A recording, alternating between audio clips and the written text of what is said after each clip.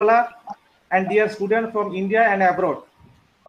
I am proud to say that in this webinar, we have participants more than 400 from different states of India and also abroad.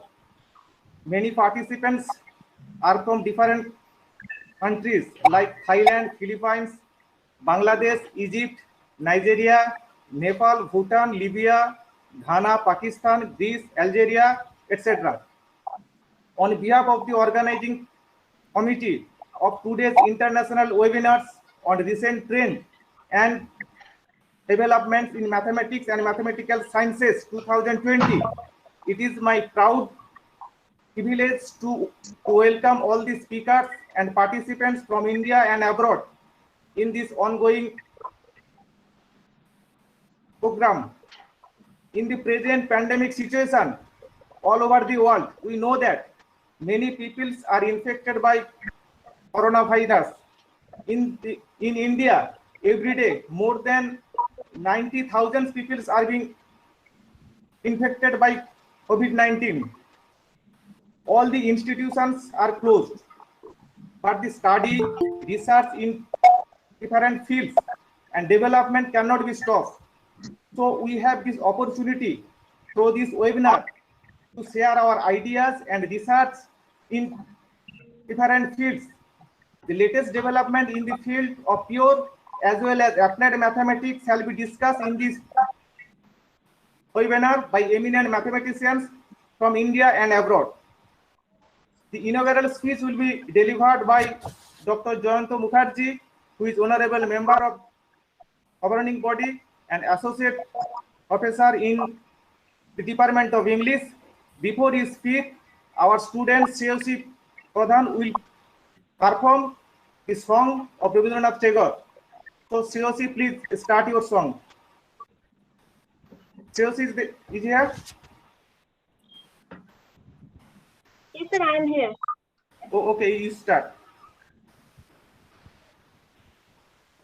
Unmute your audio and video.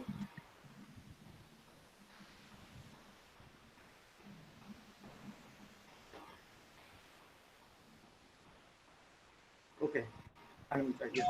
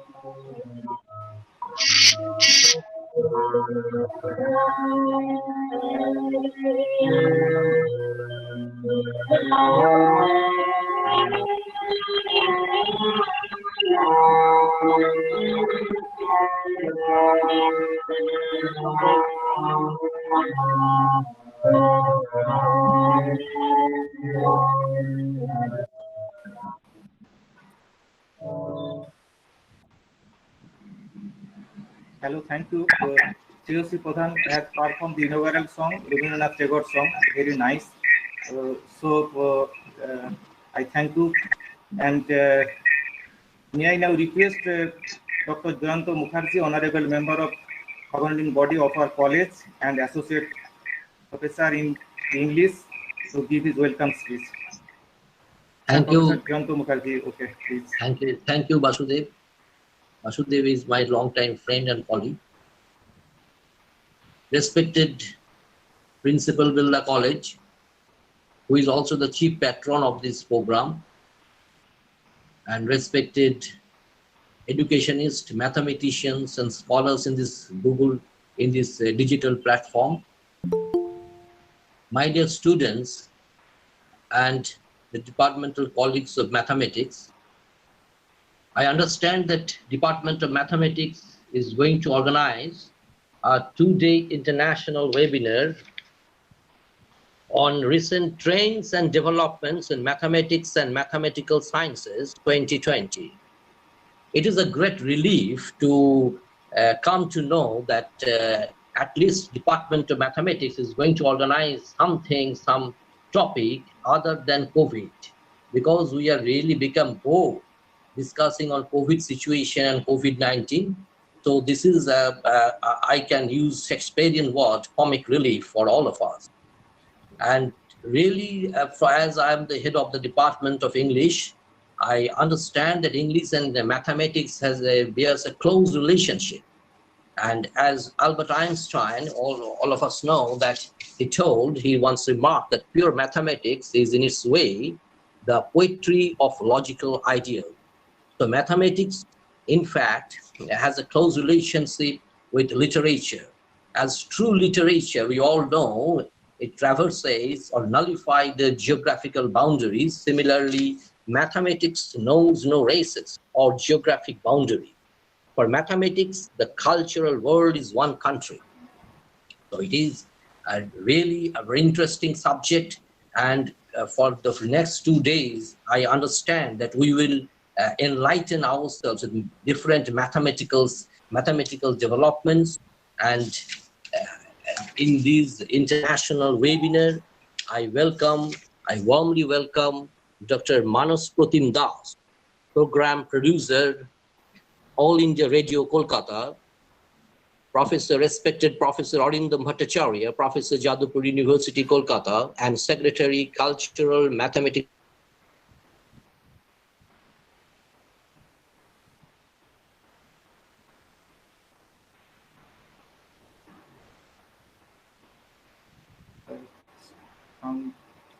Sound is not coming.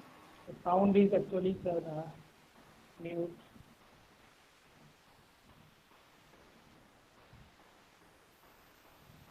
Okay, we wait for 1 minute.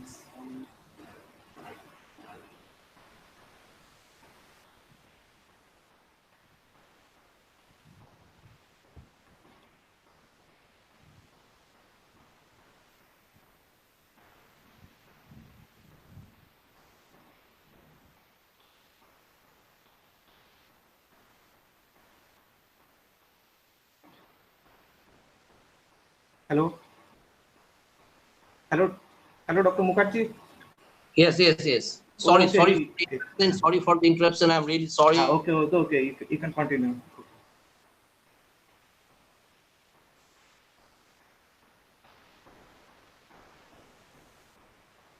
Again, sound is not coming.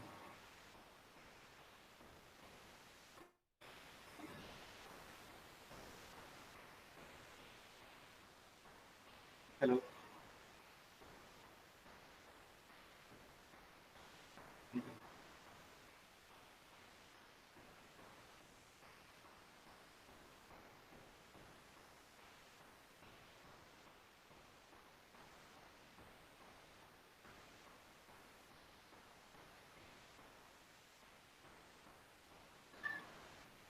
Sorry for the interruption, repeated interruption, because the phone call is coming interrupting me. So I warmly welcome all the guests and all the speakers in this program, and I wish we will enlighten ourselves with the discussions on recent trends and developments in mathematics and mathematical sciences for the next 2 days. So lastly, I want to tell one thing, that we are proud, Belda College is proud for the Department of Mathematics, because the Department of Mathematics, in fact, is the first department in Belda College who started research on different issues, minor research projects and major research projects in our college, and it brought laurels to the college. So we are really thankful to this department, and we are proud of the department. I am proud of my departmental colleagues, Dr. Basudev Dhara, Dr. Kullani Maiti, and Dr. Sajan Sheikh, and Mr. Himadri Sekhar Shahu, Mr. Sumitesh Dindal, Mr. Devasis Maiti, because all of them has made us proud, made the college proud by their hard work, by their diligence. And I hope that in this webinar, this webinar will be all success. And last but not the least, I want to end with one quotation, anonymous quotation though it is, that our love is like mathematics. It adds happiness, reduces problems, multiplies fun, and divides tension. Mathematics may not teach us how to add love or how to minus hate, but it gives every reason to hope that every problem has a solution. So in this COVID situation, so if there is any panacea or any remedy, I hope that we must tackle it by solving more problems and loving mathematics. Thank you all, and I apologize sincerely for the interruption, and thank you, and I hope all success for this program. Thank you, Vasudev. Okay. Thank you, sir, for your encouraging words, your advice and guidance. Now, may I request Dr. Subir Farami, Assistant Professor in the Department of Mathematics, Belda College, and convener of this webinar, to say a few words about our department. Subir, please. Yes, sir. Yes. So, thank you, sir, Asudev Babu, sir. A very, very cheerful morning to everybody. Hope that all of you are quite well at this moment in this pandemic situation. We, the teachers, the research scholars, the students, and of course the guardians are in such a position that no one knows about the commencement of classes in college or university in a normal way. We, all of us, are almost stagnant. So the one and only alternative way is to study through online mode. The word webinar, as the name suggests, is derived from the words web and seminar, which is now becoming a well-known word to all of us. It is interesting that in our day-to-day life, people use mathematics without realizing its presence in almost all branches of our life. Even every human activity involves more and more use of mathematics. On the other hand, in recent years, considerable progress has been made in the mathematical activity, like research and other applications. In view of this, we have given the title of the webinar, Recent Trends and Development in Mathematics and Mathematical Science, Rtdmms 2020, to discuss the various influences in mathematical education. The Department of Mathematics, Belda College, was established in the year 2001, and UG courses had been introduced since then. In the year 2017, PG courses was introduced. The department regularly organizes seminars, conferences, special lectures, etc. with the help of continuous efforts of its 7 faculty members. An exceptional contribution in the field of mathematical research activities has been observed remarkably in this department also. As a part of this, the webinar has been arranged, and the aim of this webinar is to bring all renowned scientists and academicians from different fields of mathematics on a platform so that young researchers from mathematics in India and abroad can take the benefit and get awareness about the recent advancements in the various fields of mathematics. We have here tried to cover the fields like fluid mechanics, algebra, astrophysics, mathematical biology, history of mathematics, and geometry, as you may see in the slide. Finally, we have a small request to all the participants is that we could not provide the Google Meet link to all the participants. Alternatively, we have given the YouTube link for joining the webinar. If you have any questions or inquiries, you may write in the chat box. The respective speaker will give you the answer. All the participants will get the e-certificate after the submission of duly filled in feedback form, which will be given after the end of the webinar in the chat box and will be valid for 2 hours. I will request to all of you to kindly mute your audios and videos for the smooth functioning of the program. Thank you very much. Stay home, stay safe. Okay, thank you, Subir, for your deep regarding this webinar.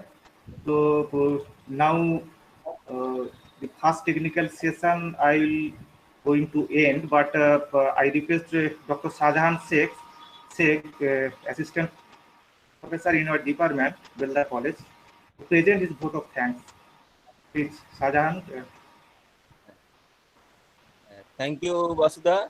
A very good and graceful morning to all honorable invited speaker, respected teachers, and my dear students. On behalf of the organizing committee, it's my privilege to propose a vote of thanks on this webinar. First and foremost, I extend our sincere thanks to respected Dr. Jayanta Mukherjee, Honorable GB member, Belda College, and also head of the department in English, for delivering the welcome address. I would like to thank to Dr. Basudev Dhara, HOD of Department of Mathematics, Belda College. Next, my heart goes out to thank our honorable all invited speaker, Dr. Manas Pratim Das, Professor Arindam Bhattacharya, Dr. M.D. Haidar Ali Biswas, Dr. Kaushik Ghosh, Dr. Vivek Sadhu, Dr. Gopal Chandra Sit, for accepting our invitation.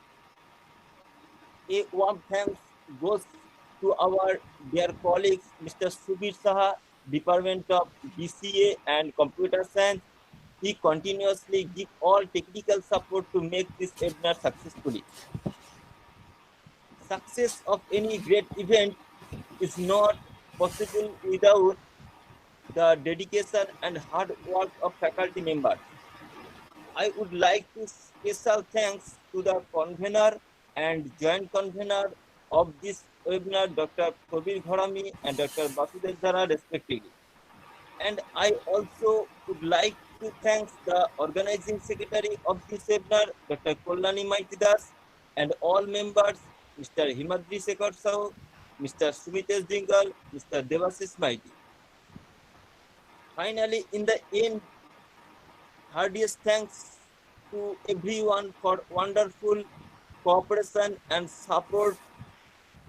You all support in making this event a memorable day for us. Thank you very much. Okay, thank you very much, Jahan. So we are going to end of this inaugural session. Now I want to start this next session, technical session. So Professor Mohammad Haidar Ali Biswas is now present. I want to begin this session. Dr. Haidar Ali Biswas will be talking on the topic optimal control applied to modeling the dynamic transmission of emerging infection disease. And I want to say briefly about the Biswas. Dr. Mohammad Haidar Ali Biswas is currently affiliated with Khulna University, Bangladesh as a Professor of Mathematics under Science, Engineering and Technology School, and he served as the head of the department, head of Mathematics discipline from 2015 to 2018. Professor Biswas obtained his BSc and MSc in Applied Mathematics from University of Chittagong, Bangladesh, and MPhil in Mathematics from the University of Rajshahi, Bangladesh. Professor Biswas obtained PhD in Electrical and Computer Engineering from University of Porto, Portugal in 2013. He has more than 20 years teaching and research experience in graduate, in and UG and PG level at different public universities in Bangladesh. He published 3 books, 5 books chapters, and more than 150 research papers in national and international peer-reviewed journal. Professor Biswas has worked at several research and development projects in home and abroad as principal investigator or researcher. Particularly, he is conducting different research projects funded by Ministry of Science and Technology, Bangladesh, University Grant Commission of Bangladesh, and the World Academy of Science, Trieste, Italy. His present research interests include optimal control with constraint, non-smooth analysis, ordinary differential equations, and dynamical system, mathematical modeling, mathematical ecology, environmental modeling, and climate change, mathematical biology and biomedicine, epidemiology of infectious disease. Dr. Biswas is founded member of Mathematical Forum Khulna and served as the General Secretary of Forum in 2013 to 2015. Dr. Biswas organized several national and international seminar, workshop, conference in home and abroad. Professor Biswas contributed as keynote invited plenary panel speaker at several international conferences, seminars, workshop in home and abroad. Professor Biswas has been nominated as member of Council of Asian Science Editors for 2017 to 2020 and the associate member of the Organization for Women in Science for Developing World since 2017. Recently, Professor Biswas has been elected as a member of Executive Committee of Bangladesh Mathematical Society for the year 2020 to 2021 and also nominated as the Associate Editor of International Journal Gunit, Journal of Bangladesh Mathematical Society for the year 2020 to 2021. Dr. Biswas has been nominated as a member of Executive Committee of the IEOM Society Bangladesh chapter and also serving as the Treasurer of the IEOM Society Bangladesh chapter. He is also serving as the Faculty Advisor of the IEOM Society Khulna University chapter. Professor Biswas is presently serving as the President of Bangladesh Society for Mathematical Biology for the year 2020 to 2022. So may I request Dr. Biswas to start his lecture. Sir, you have 1 hour and after then 15 hours for interaction session. So, sir, you can start now, sir.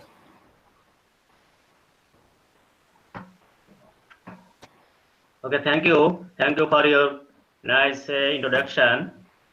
Am I audible? Yes, sir. Hello? Am I audible? Yes, sir, audience. You can listen to your voice. Okay, so my slide is visible, right? Yes. Everything Okay, is so visible. thank you everybody. Especially thanks to the organizer for inviting me as an invited speaker and to share my research with my students, colleagues, and fellow researchers during this pandemic situation. Actually, we are facing for a long time, almost 1 year is going up. This pandemic situation, we are restricted to stay in our home. So this is a very crucial time now we are passing. During this time, this is the only platform to meet or to share our research or our knowledge by electronic meet line like Zoom, Google Meet, some others. So to this webinar, I will discuss some of my research in the area of emerging infectious disease. Usually I work on optimal control and its application in diverse area, but today I will only discuss the topics of present situation related topics like emerging infectious disease, mainly the zoonotic disease, and I will discuss a model using optimal control technique with COVID-19. So very beginning, just I am going to discuss some outlines, because actually most of our students, even our young researchers, they are confused about the vast area of optimization, because optimization is a very vast area, actually we know, but in this area optimal control is a distinct area of research, but there are some basic difference between optimization and optimal control. So this is the main focus, to distinguish these two area of research, and then I will discuss some epidemic model, especially an application of optimal control in dynamics of the COVID-19, and then I hope to finish my talk in due times. So almost in all my talks, I mainly start with this very well-known proverb of Leonard Euler, because actually this is happening in our universe in everywhere.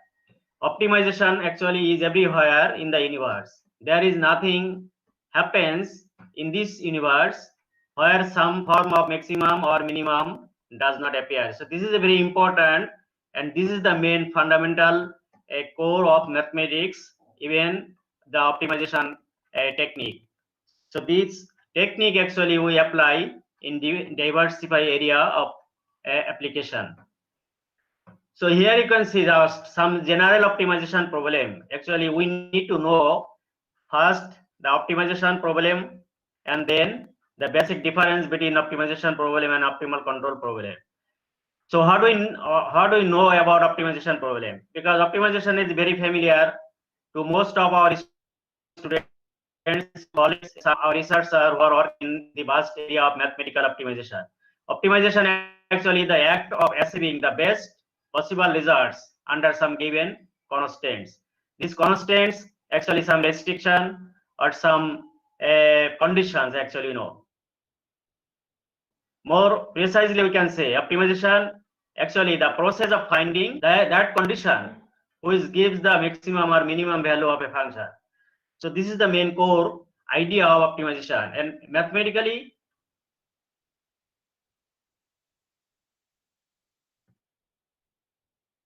here you can see the most general form of optimization problem is a nonlinear problem, like we should maximize or minimize a function subject to some constraint.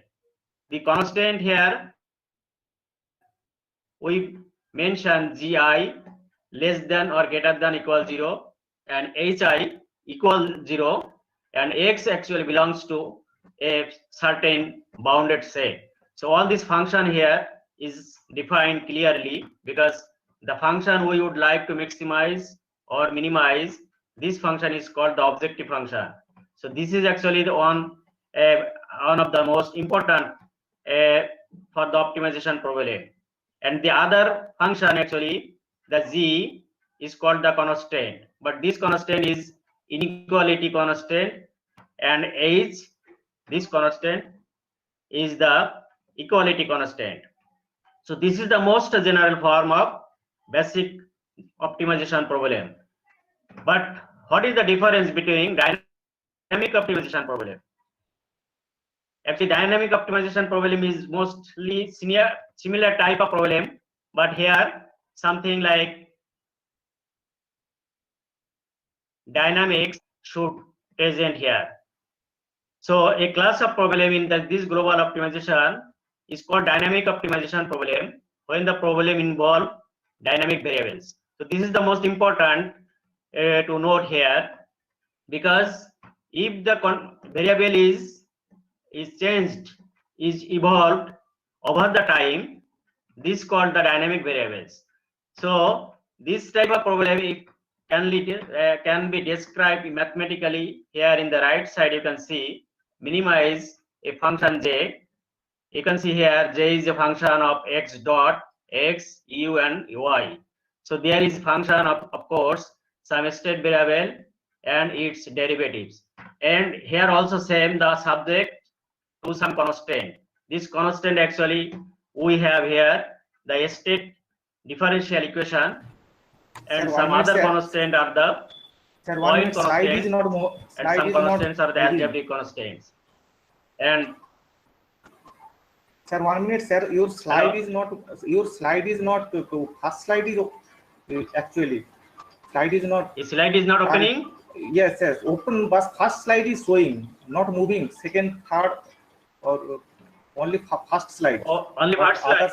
First slide, but other slides are not coming. Not okay, moving these slides. Yes, sir. So, but I don't know what is the problem, because I am going through the all other slide, but only you are showing the first slide. First slide. Yes, yes. Only first slide I am looking, and everybody is looking, I think. So have you seen other slides? I don't know. Huh? Prabir, have you seen the other slides? Okay. Hello. Yes, everybody. Yes, slide is not moving actually. Yes, yes, yes. It is coming. Right now it is okay, okay, okay. Yeah, coming. Is okay? Yes, yes. Right now it is okay.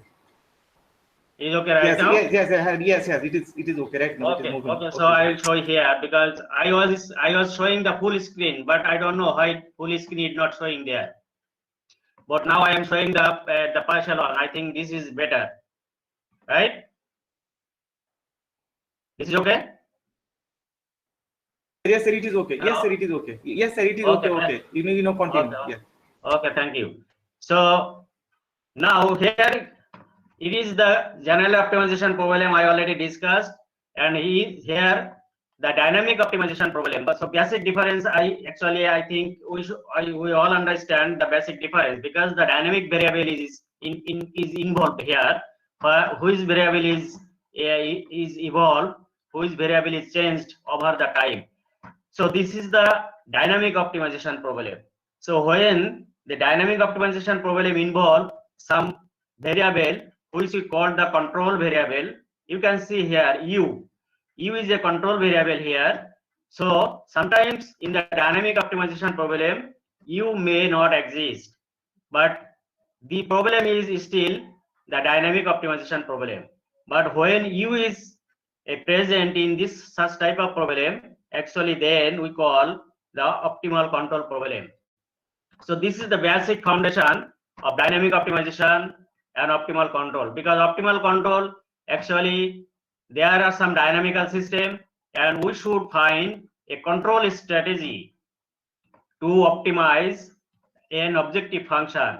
So this objective function should be optimized is under some restriction and under some constraint. So we can say the what type of dynamical system we are considering. Actually, most of the things in the world, in the universe, is changing over the time. In that case, we can say all the things, actually the dynamical system which are involving the time. Suppose here we can have a dynamical system, a spacecraft, where objective function is to reach the moon with minimum fuel expenditure, and the control may be the rocket thruster. Another dynamical system may be our nation's economy, with the objective to minimize our unemployment problem, and the control in that case could be fiscal or monetary policy. Even in our COVID-19, we can say the dynamical system, the parasite or the virus COVID-19, and the objective is to minimize or to eradicate this type of disease under some control strategy, like the present control we are applying, the social distancing or mask wearing, or even some mass testing and the tracing. So this can be the control strategy and the objectives for this type of dynamical system. So dynamical system actually coincides with optimal control when this control variable is present. So this is more clear. We can define optimal control problem. And in a vast area of application, actually, we work in different types of application, but we are considering here, we are only discussing the application of this optimal control in emerging infectious disease. I will discuss in the next what type of emerging disease and re-emerging disease, and especially we are considering here, we are applying this control strategy to COVID-19 transmission, and how can we make a better prevention or control strategy until we are not having an effective vaccine for our life-threatening this type of disease. So now the very basic background of optimal control, because from where optimal control comes. Actually, optimal control has a long history, about more than 350 years old subject, but this is still new and the new dimensional subject in the research area. So this fundamental optimal control problem comes from the calculus of variation. We all know about the dynamical system in our analytical dynamics or classical mechanics, and there is a main problem of Brachistochrone, which is called the path of least time. So this is on the first optimal control problem. When a ball sliding to a under gravity comes with a minimum time, and it makes the path the cycloid. So this type of problem actually called the Brachistochrone problem, and this is actually in the calculus of variation. And mostly optimal control problem is founded under this type of concept of optimal control. So we can say the generalization of calculus of variation is optimal control problem. But from the beginning, it was not easy to solve this type of optimal control problem, because the optimal control problem has a set of solutions. So we should know how a better way to solve this type of problem. And the Pontryagin and its collaborators in 1958 was the first to make a milestone for solving this type of optimal control problem. And this type of set of necessary conditions we call maximum principle or minimum principle, depending on the problem. That is either maximization problem. But in 1973, there was another development in this area, where optimal control problem with non-smooth case. But this is another fundamental discovery of optimal control by Francis Hiller. But afterwards, a lot of development and generalization have been happened, and a new theory have been developed to apply diversify area in optimal control in our everyday life problem in our real life. So here you can see the basic problem of calculus of variation. This is actually we are very much familiar. This we call the calculus of variation. We would like to minimize. We would like to find an arc which we call the x star, that is the optimal arc, which minimizes a integral function. This integral function have some boundary condition, actually the initial condition, and this is the terminal condition, and all the others have specifically have some fixed interval, and the function has been already defined in our previous discussion. So this is the fundamental of calculus of variation problem. But how we connect this calculus of variation problem with our dynamical system? You can see that our dynamical system I already discussed, and this is mostly connected with our biomathematical system in epidemiology or some other area of application. So you can see here the dynamical system actually is involved with a state variable, and this state variable is dependent on time. So this under this time evolution, a system evolves over the time and makes the dynamical system evolution, and this dynamical system can be controlled if we use some other variable we call the control variable. So this is the control dynamical system, we can say. And here is also the same objectives. Here we aim to maximize or minimize an objective function, and this objective function, of course, you should be constrained in some set, and we call this set is measurable set. So there is a lot of mathematic application in this measurable set. Now I will discuss the different types of problem in the fundamental problem of this type of optimal control. You can see now in a short way we can express this optimal control problem. We should minimize an objective function subject to some constant. You can see here clearly this constant actually the dynamical constant, and all these dynamics are the differential equation. Either it should be linear or should be non-linear dynamical system, and of course there should have some constant, some other constant. This constant should be point-wise state constant or mixed constant, and all other conditions are the control constant and the endpoint constant or the initial constant. So this is the most general form of optimal control problem. This general form we can split three types of optimal control problem. I will discuss in the next slide the three types of optimal control. But before that, we should mention here the objective function. You can see we can have two types of two terms in the same objective function.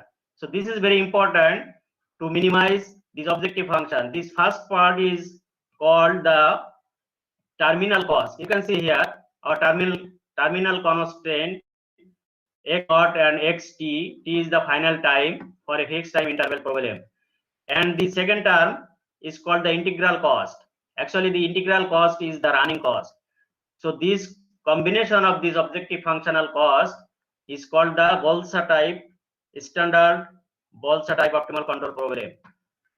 But Bolsa type optimal control problem can have only Mayor type when our L, that is the integral function, is absent somehow. And this type of problem looks like only Lagrange form if our initial condition term, that is our remaining another term of objective function, is 0. So this is the three kind. We can connect all these three kinds with some function related relation, and you can convert one type of problem to another is depending on our solution technique. But there are a lot of theories already developed and we also developed some theories. We can solve analytically this type of problem, and then we can go for the numerical validation of this theory. So the basic idea, now I would like to share here the basic idea of the solution technique. Actually, what type of solution we would like to find here?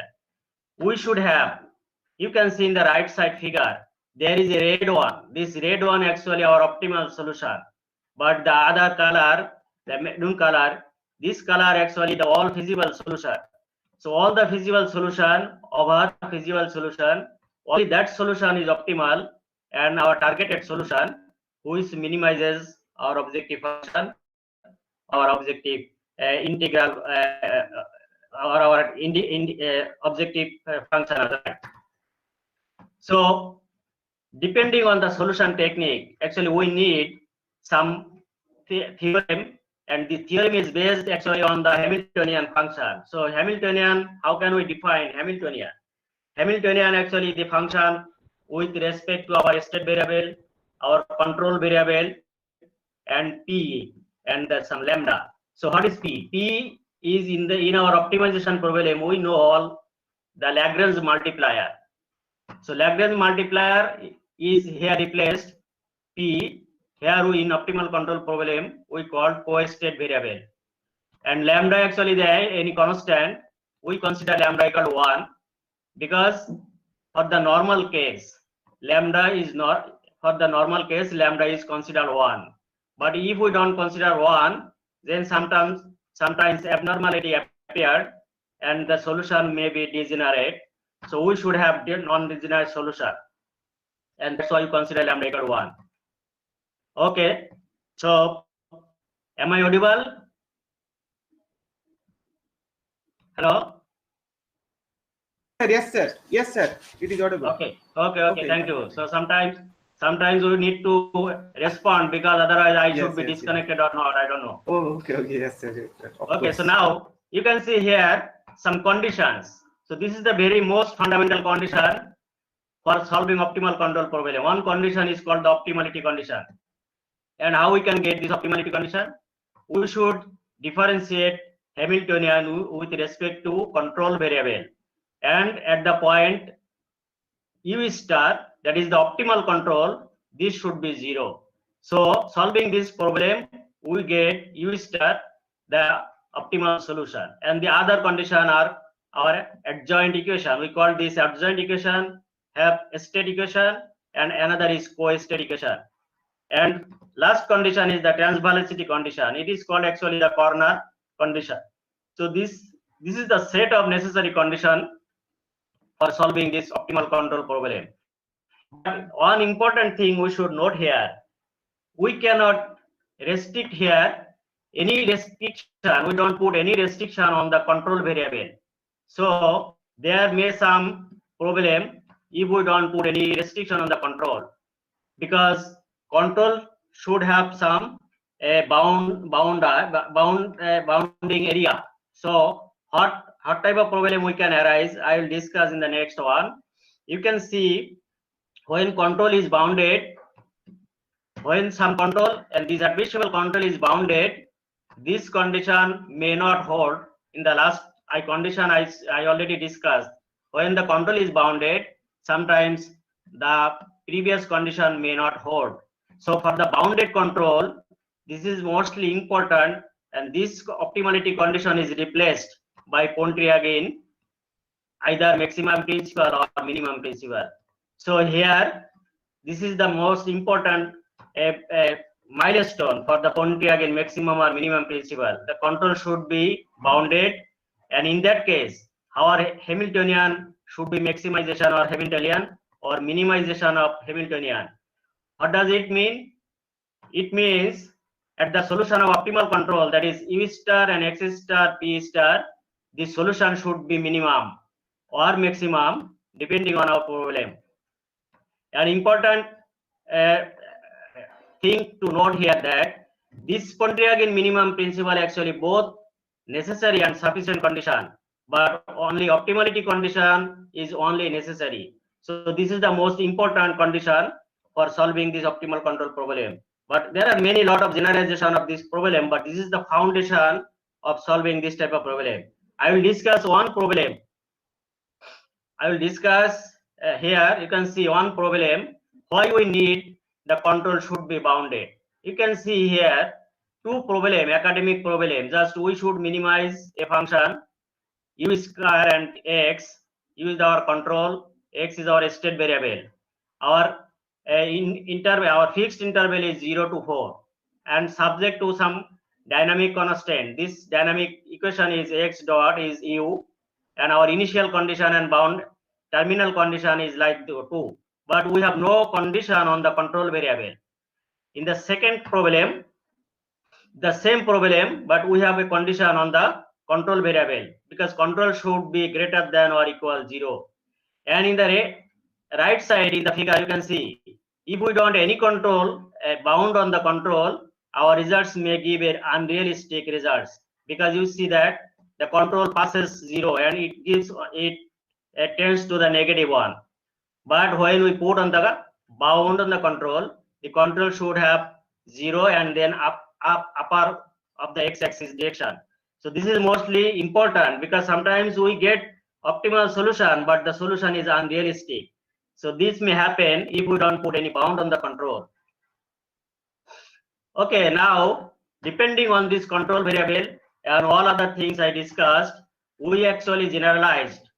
We developed a theory for solving this type of problem, because we actually need to know whether this type of problem should have a solution, exist a solution, and the solution is unique or not. So this is the theory. Based on this theory, we can have a unique solution for the optimal control problem. And all things function are defined here. The function L are defined already. I discussed the problem in the previous slide. And here actually the bounded set, our Z should be bounded. U should be compact. U, that means our control set. Our control set should be compact. What does it mean? Compact means bounded and closed. We all know. And L should be convex. And when all this condition is satisfied, then our objective function should have at least admissible process. That is, it should have a finite value. And all the things happen, then our problem has a unique solution. And this problem actually it is already proved, this theorem. And based on this theory, we can get our theoretical results on optimal control and then apply in our numerical computational problem to verify how the results behave in our real situation. So now I am at the stage to show some of my application, but before that I need to discuss some emerging disease, because there are many types of emerging disease. Actually, optimal control have a long history in this application in the area in human physiology or environmental degradation or environmental channels. All areas optimal control are successfully used for a long time. And human physiology, actually we have a very mysterious mechanism inside the body. You can now our present pandemic situation actually give this type of disease, because we are mostly helpless under a very small virus. This mysterious mechanism inside the body, we just know how it propagates, how it transmits inside the body, and then we can make a formulation in terms of mathematics. And then under the basic transmission strategy, our planner or microbiologist or our physicist, they can develop a specific drugs or vaccine to prevent this type of disease from the society. So now emerging and re-emerging disease, actually what type of diseases are called emerging?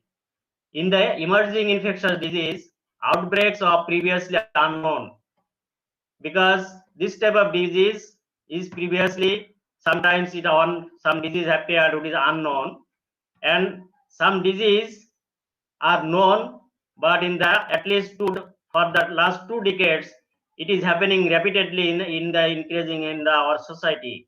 and some disease with the persistence of these infectious disease that cannot be controlled. All this type of disease actually the emerging disease. In this point of view, our COVID-19 actually one kind of emerging disease. So we need very urgent recovery, a procedure or prevention procedure or for the treatment strategy until it should be goes the whole life should be spoiled in this under this threat of the in the global public health. So emerging disease, there are a lot of diseases now emerging in the society now existing. You can know Ebola virus. It is actually one kind of emerging disease. HIV infection is a chronic and long-term isolated. It is also emerging. SARS COVID-19 is also the emerging. You also know the hantavirus. It is actually the Nipah virus. Also dengue, West Nile, Zika. But here you can see Ebola, Zika, and Nipah. All these three viruses and some others virus disease have some basic reservoir. The basic reservoir actually is known as the fruit bat. And re-emerging disease are those type of disease which reappear after they have been on a significant decline. For that, suppose a disease is declined for a long time, but it appears again due to climate change or some other natural calamities, and what is happening in the real situation, we are observing all the things. So a lot of things in the infectious disease and non-infectious disease. Some disease infectious and non-infectious. So I already discussed this all type of disease. So non-infectious disease have some blood disorder like leukemia, liver cirrhosis, cancer, diabetic. So this is non-infectious, but is a chronic event, and some other disease we will discuss in depth. Only zoonotic disease, what is it called then? COVID-19 is a zoonotic disease. I will discuss in the next one. So infectious disease, how it is spread.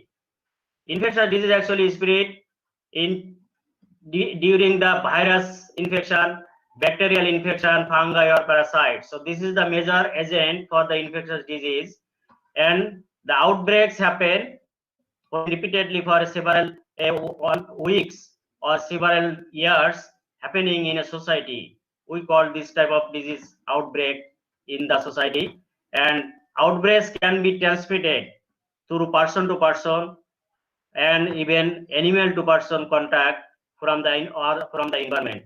So from the COVID-19 case, actually this is transmitted firstly from the human transmitted to human from animal, and then from human to human transmission. Now I will discuss in a figure in the next one. So there are three types of disease actually considered in our mathematical epidemiology. This type of disease we call endemic, epidemic, and pandemic. So endemic disease actually it appears for in the society permanently in a region or a population, and actually it is not cured fully from the society. It always sustained, and periodically sometimes it comes appear again. So this is called the endemic. And epidemic, it appears actually for short period of time. Suddenly outbreaks, we call the epidemic. Though COVID-19 first, when it appeared in the Wuhan, China, it was epidemic, but for a short time, within short time, it has become pandemic globally. And pandemic actually is spread all over the world, and it continues sustained for a larger period. So this pandemic, now we are facing the pandemic situation of this COVID-19. So this is three type of disease epidemic model we actually consider. And the transmission mode, actually, there are two types of transmission mode I already discussed. One transmission is H to H transmission, that is human to human transmission. So human to human transmission actually depends on horizontal transmission, and other is the vertical transmission.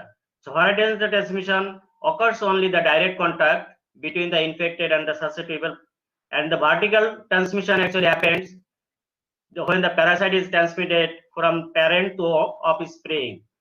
But another transmission is very fundamental for the zoonotic case. because animal to human transmission actually happened for only for the zoonotic disease, and this zoonotic disease comes from different reservoir, especially for the COVID-19. This natural reservoir is our fruit bat, and all other COVID-19, not only the COVID-19, there are other zoonotic diseases like Nipah virus, MERS, SARS. All these disease appears firstly animal to human and then human to human transmission. But now we are facing all the global pandemic. All situation is happening only human to human transmission. But firstly, it comes from animal to human, wildlife animal, like wildlife animal. So one another thing is incident we should consider when we modeling any epidemic disease. We should especially take care about the disease incident rate. It is very most fundamental when we consider the disease incident, because this disease incident actually two types, mainly for the infectious disease, but for the other disease there are many other kind of incidence rate, but we only consider here the bilinear or mass action transmission or the standard transmission. But standard transmission actually the more realistic for the human disease, like than the simple mass action transmission. So we are not giving here. I just when we make the formulation, we can use this transmission here. You can see here the model. Now epidemic model. There are two types basic model for the formulation of epidemic disease. One is epidemic model, another is endemic model. Epidemic model actually we don't consider any demographic rate, that is birth rate and death rate, because it appears suddenly short period of time firstly. So in that case we don't consider any birth rate or death rate. But endemic case, it actually sustained for a long time in the society. So in that case we consider both birth rate and death rate in modeling this type of disease. And another important is here the generalization of this type of SIR model is called the SCIR model. So SCIR is only one component, is adding additional component is here. Actually, most of the cases we consider, we see when the disease actually disease entered the body, it immediately does not show any syndrome. So it takes some time to show the syndrome. This time actually called the latent period or exposed period. So this is the actually the case for SIR model to SEIR type model. So this is actually most important for this exposed time, because most of the diseases have some exposed time or latent time, and even for our COVID-19 we should have some exposed time, and all these things have some initial condition. So this is the basic foundation to forming this modeling space. Important thing to analyze is the basic reproduction number. We will not mostly discuss, I will discuss only the control function, but I just mention some about idea about the basic reproduction number. Basic reproduction number is actually is the very important for the analyzing disease transmission, because this disease, whether it should die out or it's sustain in the society, continue in the society, depending on this basic reproduction number. So basic reproduction number analyze when it less than 1, this actually we call the epidemic die out, and actually it eradicate the disease from the society. But when it greater than 1, the disease continue in the society. Still now we are facing this type of situation, because for the COVID-19 case, our R0 is actually still now greater than 1. So we should actually want to minimize these R0 less than 1, because if R0 equal 1, then it too should be a steady state. But we are not, we don't want this type of situation a steady state. We want actually to less than 1. And that's why we need to measure proper vaccination or some drugs for eradicating or for the treatment of this type of disease. But still we are hoping to have a effective vaccine to control this type of disease. But until that, we should have some other a non-pharmaceutical prevention strategy to control this type of disease. And this non-pharmaceutical disease I will discuss here in our COVID-19 model. So now, our idea actually how the COVID-19 is transmitted from human to human and how it works in our inside the body. So we consider here a basic general Scir type model. I already discussed this Scir type model, and this Scir type model we should consider here in different components. And I will discuss here a very complex model considering 9 components in this COVID-19 case.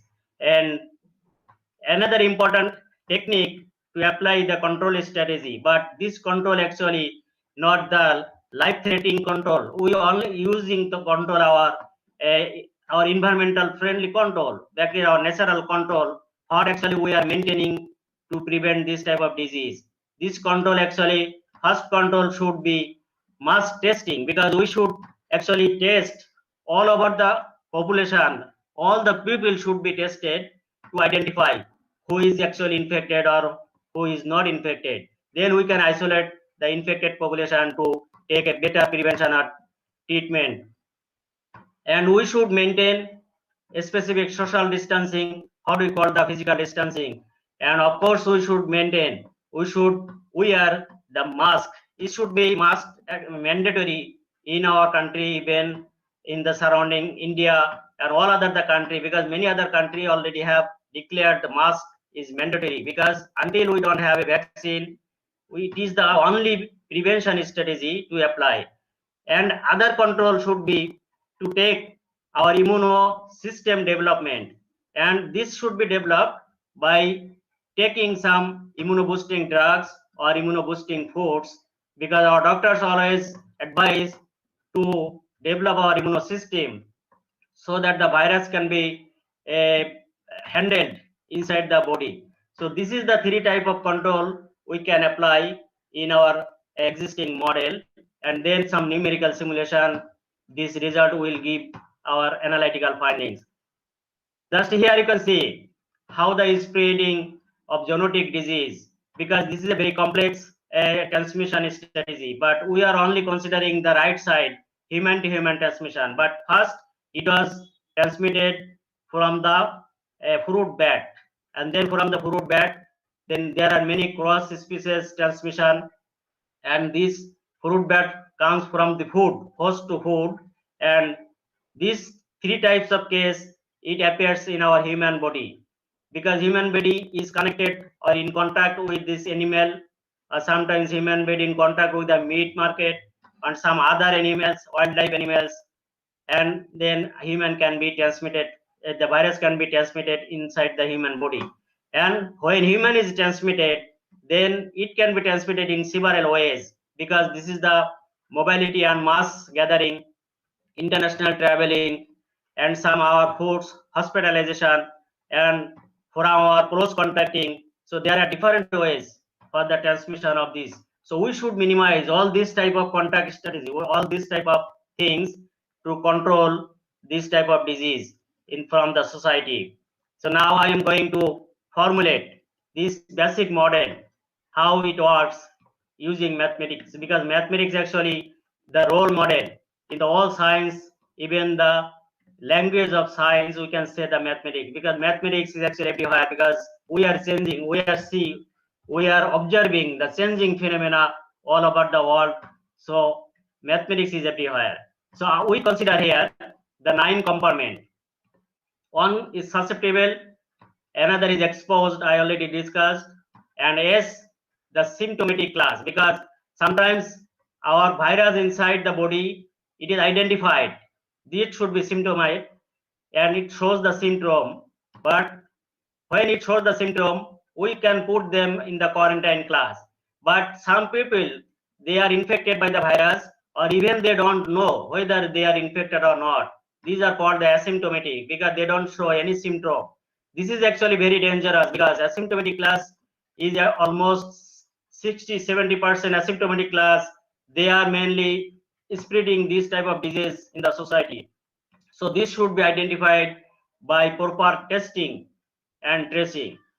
are infected group, because if we identify it, we can put it hospitalized or in a home quarantine. And some people who are already recovered, then this may be some recovered class immediately. And these people who are not recovered, it can be goes in the death compartment. So these are the 9 compartment with 3 control, because we want to use our real control situation, what we actually our government or we are actually maintaining to prevent this type of disease. One is mass testing and tracing, because this is fundamental, because all the population should be tested by this time. But unfortunately, still now all the population is not tested yet, so we cannot trace all the people who are actually infected or not. Another is we cannot stay in our home all the time, because we need to go outside for our national economy, for our life existence. In that case, we should take mask as a mandatory tools, and also maintaining social distancing. So this is the control U2. And another control, actually we should develop our self immunity, and it can be done by taking the immunoboosting drugs and some immunoboosting foods. So our human immune system can be developed to fight the virus itself. So this is the 3 control we can use in our model. And the model without control looks like this. You can see already discussed. Susceptible immediately goes to exposed when it is already infected by the virus, and then it goes to the symptomatic when it is tested. And when it is not tested, it should be asymptomatic.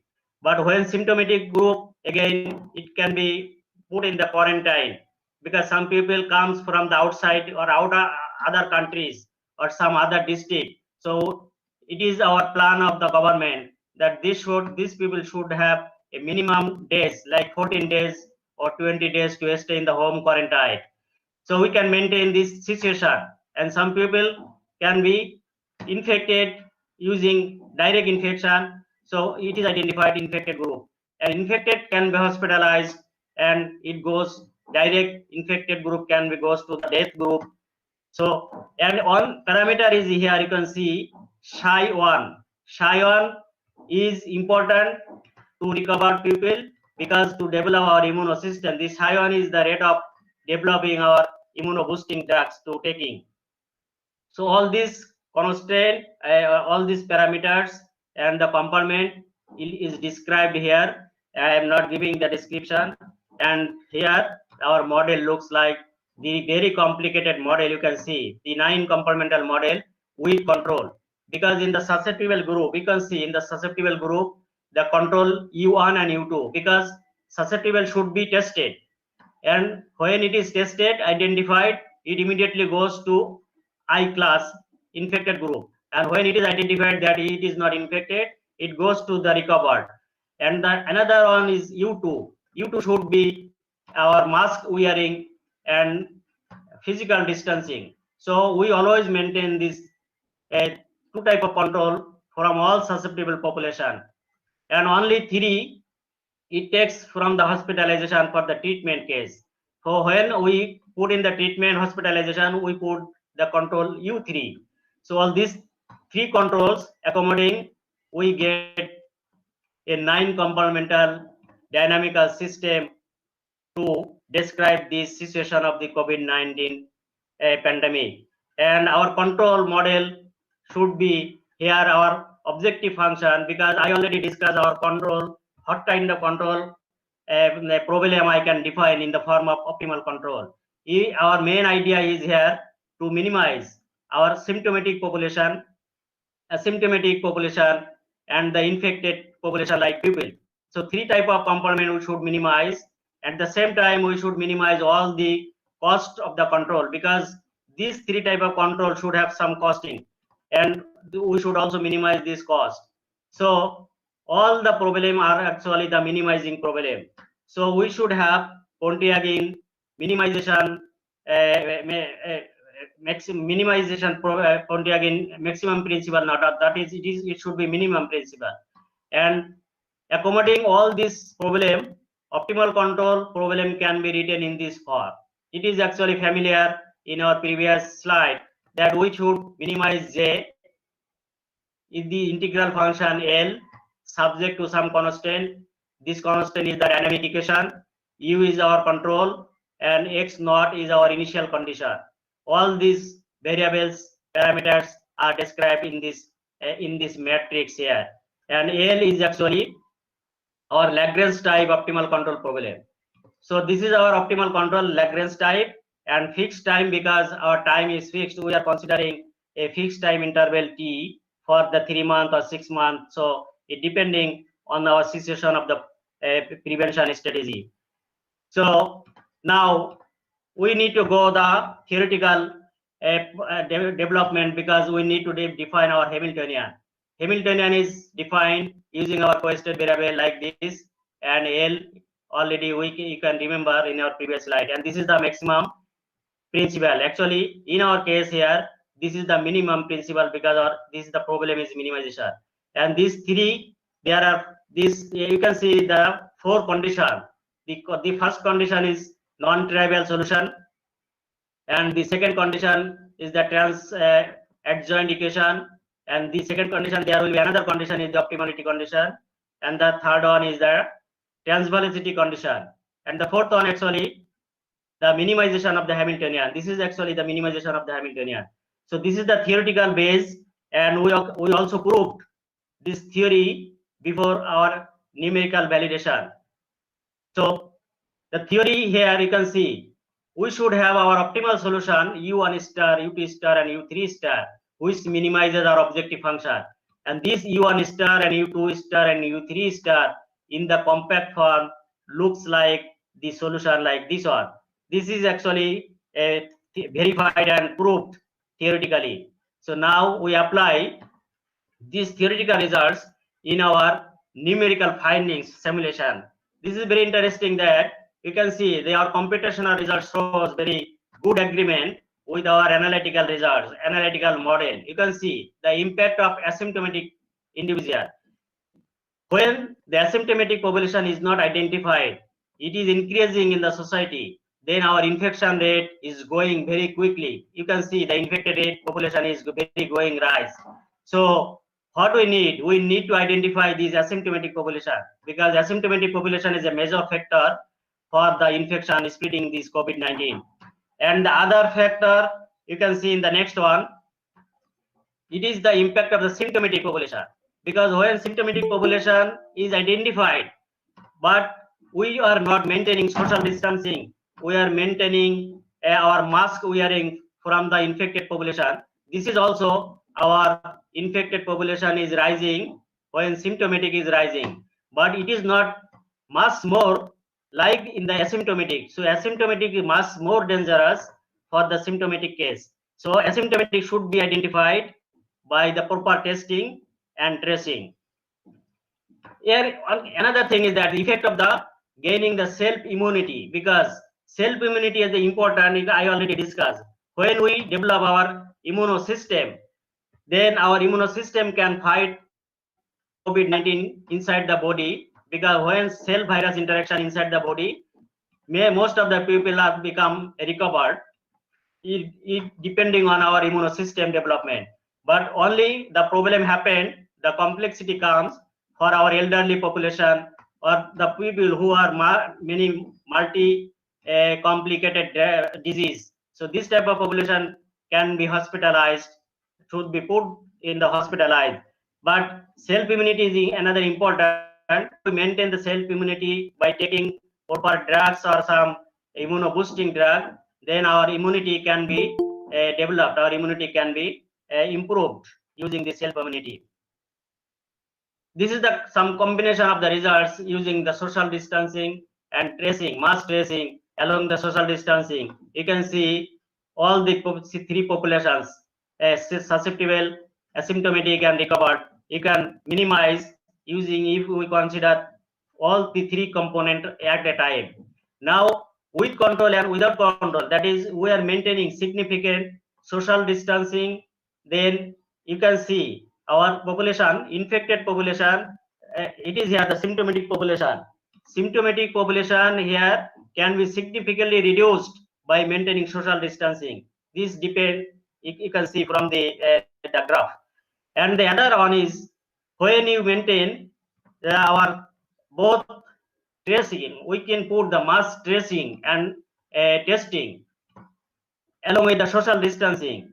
Then you can see our asymptomatic population can be traced and immediately identified, and it should be minimized or significantly minimized using this type of control.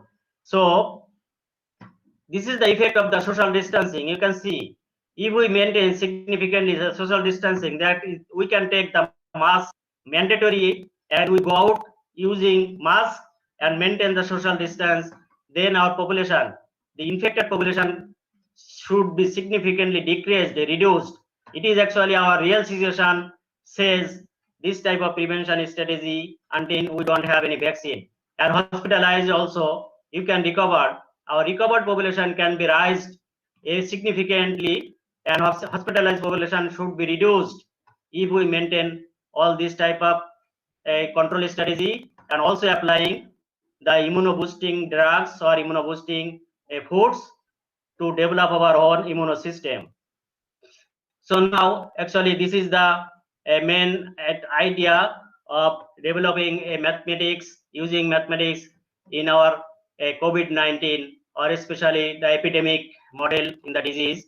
And our finding says the mass testing and tracing is very mandatory in important to eradicate or to identify the population, the infected population, and also should maintain social distancing and using the mask is another important. And at the same time, we should take proper foods and immunoboosting drugs so that our own immunity can be developed to fight our COVID-19 case. So I think this is the last one, and thank you everybody. There is a lot of references, and we have did some papers already. This is the group of my research and young research group student. They are working in this area, and there are some other international collaborators and national collaborators. And thank you everybody for your patience, and we should take some sharing if you have, please. Thank you everybody.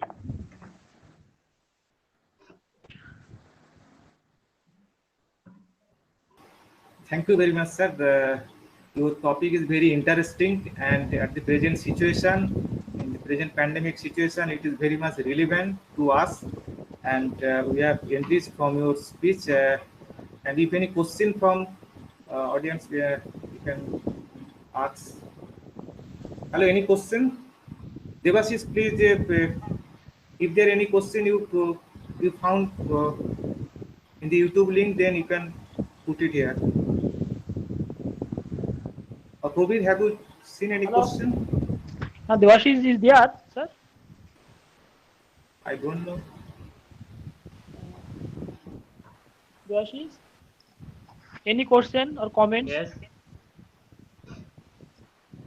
Our young researchers, our students can share. Yeah. Devashish, have you seen any question in the YouTube link or anywhere? No, sir. No, sir. No question. No question. So thank you, sir, very much for your giving time with us. You're spending so precious time and giving your consent. So thank you very much. We are grateful to you. In future, we have to meet with you again if there is scope, if there comes some scope and situation become normal. So hope to meet with you again. Thank you very much, sir, for your. Thank you everybody. And be Yes. Enjoy. Okay. Thank you, sir. Okay, sir. Thank you very much. Thank you. Okay, thank you. So may I start this next speaker? Prabir, may I call the Professor Vivek, Kumar, Dr. Vivek Sadhu is there. Dr. Vivek Shaw is present. Present. Okay. Yeah. So, I'm here. Yeah. Okay. Yeah. So, may I request Professor Vivek Kumar Sadhu and I say brief introduction with him. At presently, Vivek Kumar Sadhu is serving as an assistant professor at Indian Institute of Science and Education and Research, IISER Bhopal, and his PhD from IIT Bombay, MSc from Jadavpur University, BSc from Bardwan Raj College, and his research interests algebraic geometry and K-theory.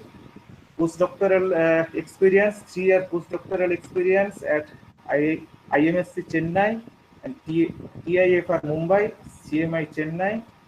Research visit, he visited, I think, 4 countries: Rutgers University, USA, 18 to 23 August 2015, and visited Duisburg, Essen, Germany, 4th to 10th June 2016.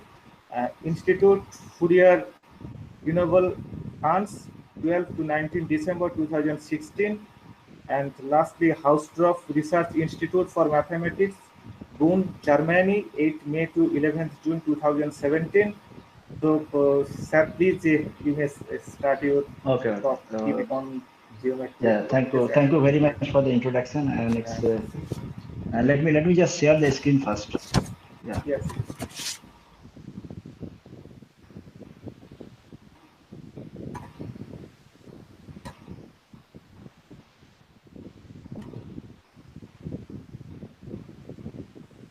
Can you see the screen now? Yes, we can see.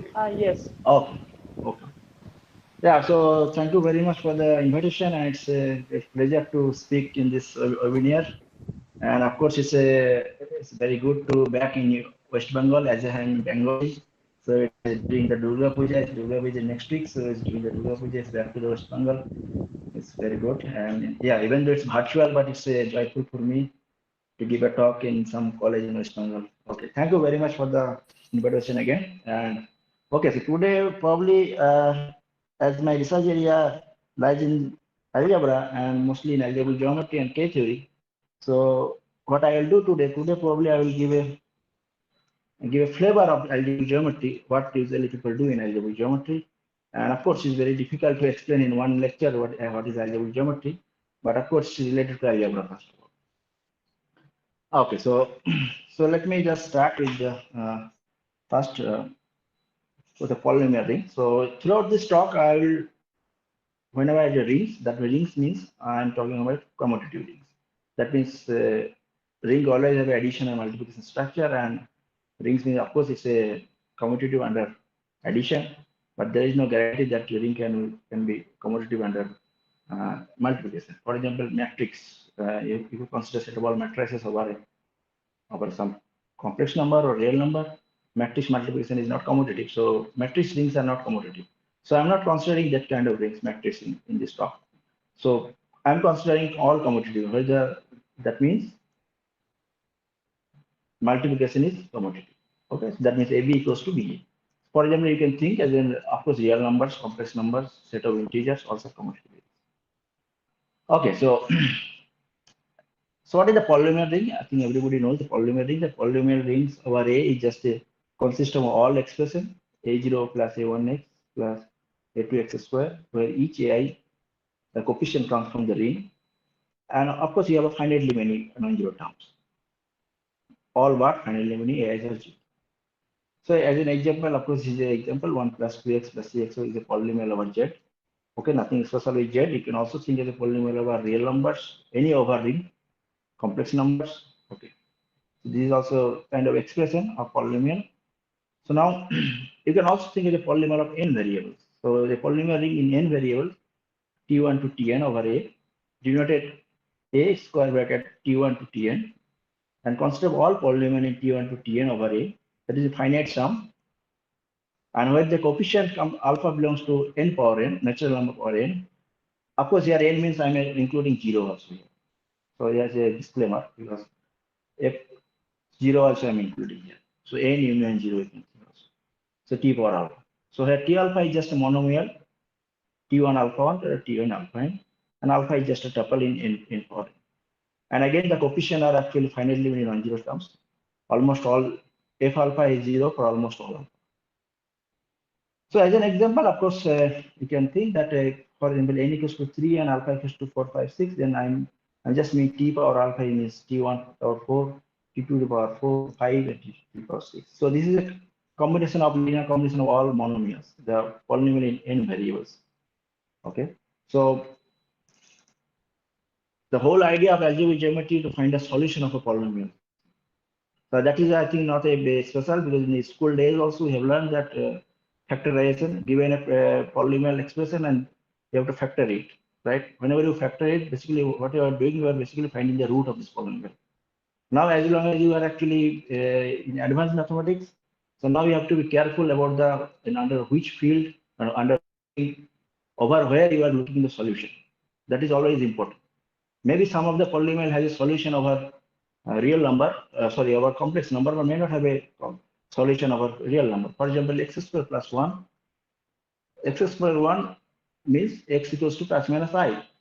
So x square plus 1 doesn't have any solution in real numbers, but it has a solution in complex numbers. So that's why if you are looking for a solution of a polynomial, then you have to be very careful where you are working. What is your underlying field? Or what is your underlying ring? So that is very important concept. So yeah, so whenever you are, for example, for our real number, you cannot expect that every polynomial has a solution. Of course, I have given a example x square plus 1. So to avoid these difficulties, let's assume your. So this is an example of a polynomial of several variables. You might know, but to avoid the difficulties, I am assuming your underlying field is algebraic closed field. Algebraic closed field, you can always think, if you don't know the definition of algebraic closed field, doesn't matter. Throughout those talk, you can think k equals to c instead of complex numbers. That is the example of algebraic closed field. That means every polynomial has a solution. Okay, so that is a. If you don't know the definition of algebraic closed field and all those things, don't worry. You just think k equals to complex numbers. Okay, so now I'm defining affine n space. N space nothing but just a k tuple. So k n times k, k1 cross k cross k cross k n times. So that means collection of all x, where x it looks like a tuple, n tuples, where each ei belongs to k. That means all k tuples. So far it's just set k power n. No structure I have given. This is a set. This is in the literature called affine n space. Right. So now consider, let R be a polynomial with n variable over k, where k is our algebraic closed field. Yeah, so in particular, you can think k equals to c. So it's a polynomial ring with n variable. Now, any polynomial, you can always think as a function from affine n space to k. That is very trivial, because by evaluating the polynomial at some point, any polynomial has the expression, and you just evaluate the polynomial and this.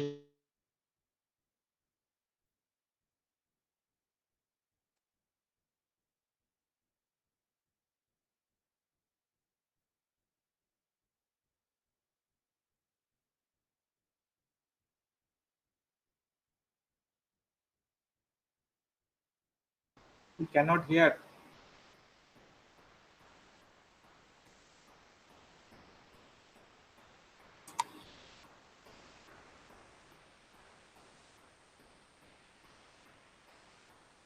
Hello, we cannot hear. Maybe some network disturb or some problem. Professor.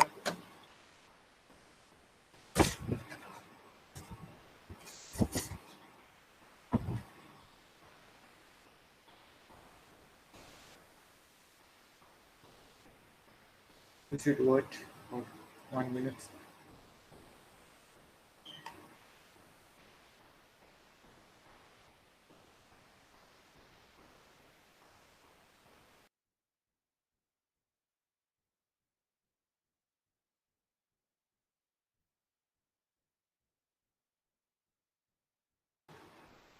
Hello, Prabhu. Some problem arises. We cannot hear actually. Any problem?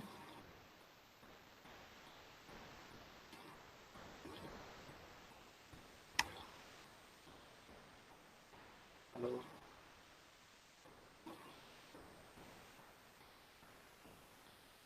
Oh. Okay, we should wait for 1 minute, 2 minutes. Shall will join again, I think.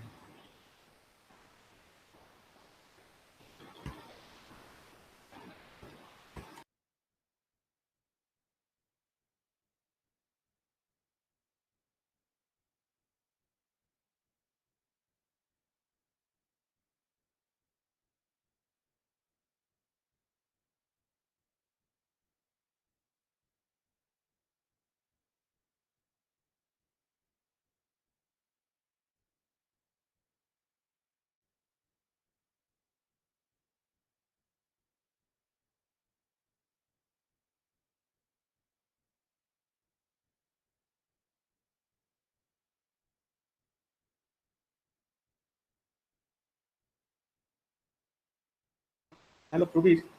Can you call sir?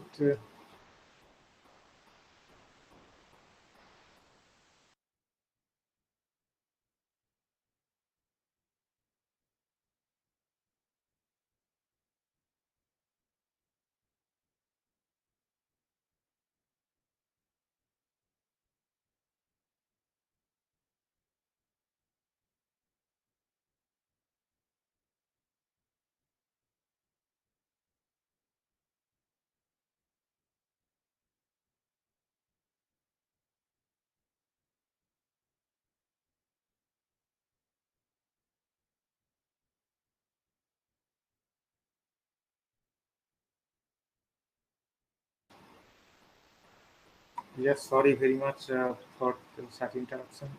We wait for 5 minutes or 2 minutes. I think sir will join again. Some problem, networking problem maybe. So you should wait.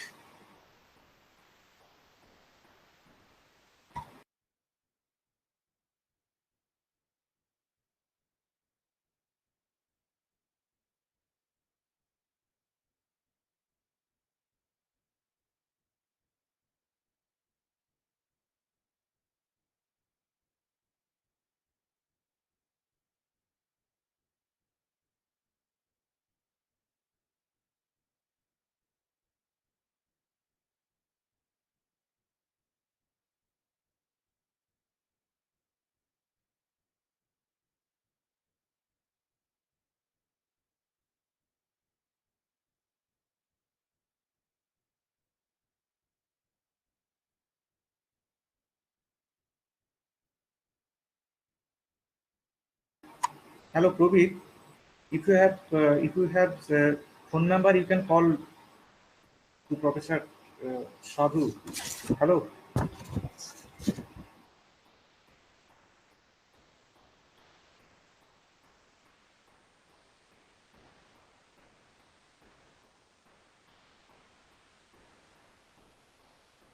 Hello.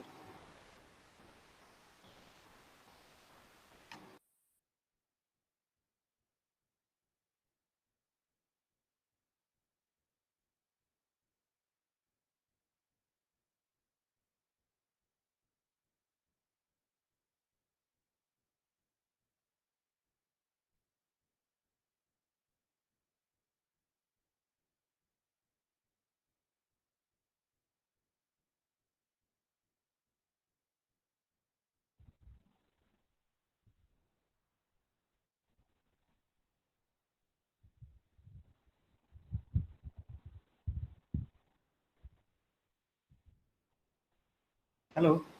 Ajahan.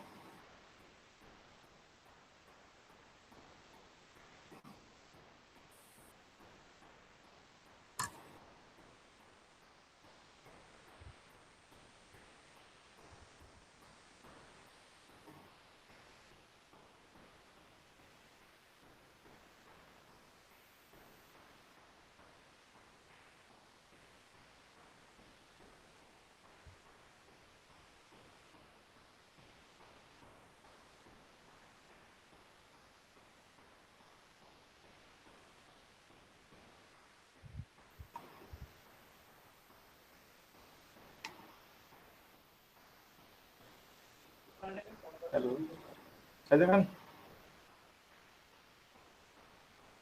Hello hello, বলছি কি প্রবীরকে phone করো তো, স্যারের যদি phone number থাকে যেন phone করেন।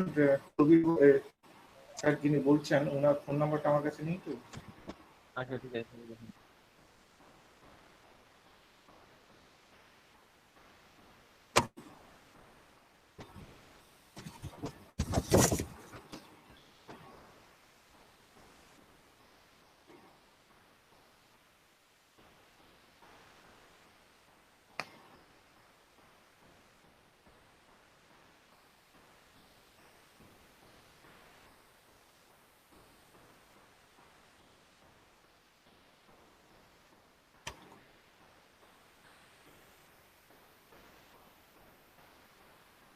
Please, I request all the participants, please wait for 5 minutes.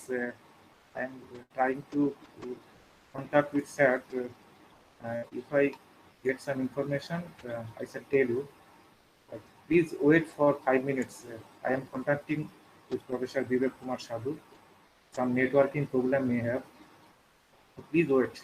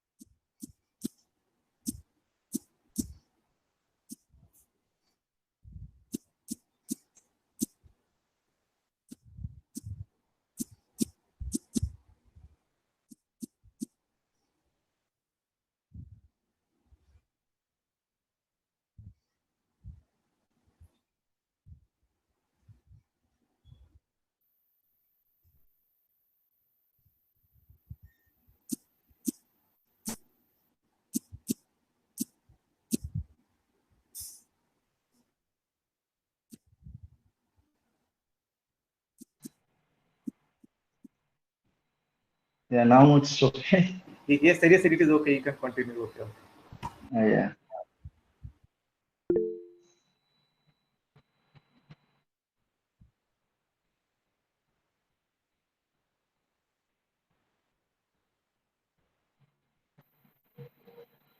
So how long I was disconnected? Around. So I don't know how to start or not.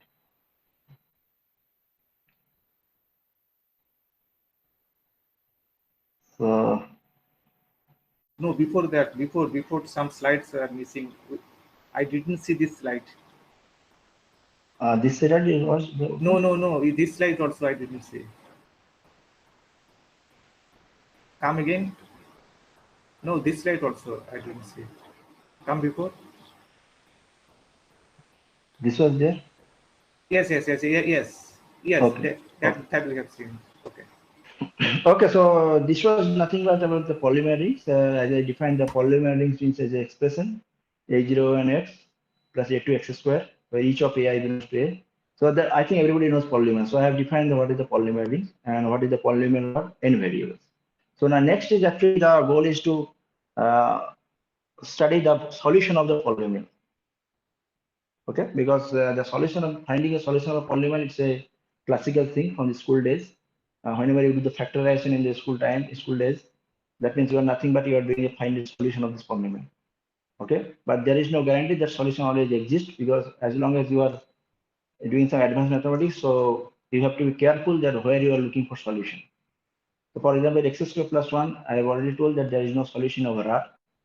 With x square plus 1 equals to 0 means x equals to plus minus I. So it has no solution in over R, but it has a solution over complex number. So to avoid these difficulties, actually I am considering that K be an algebraic closed field. So as an example, K means yes, C, complex numbers. So that means if you don't know the definition of algebraic closed field, that means you can think K equals to C throughout the talk. Okay. So the affine n space, that means the n tuples of n tuples, and where each of this ai belongs to K. So affine n space is just a set.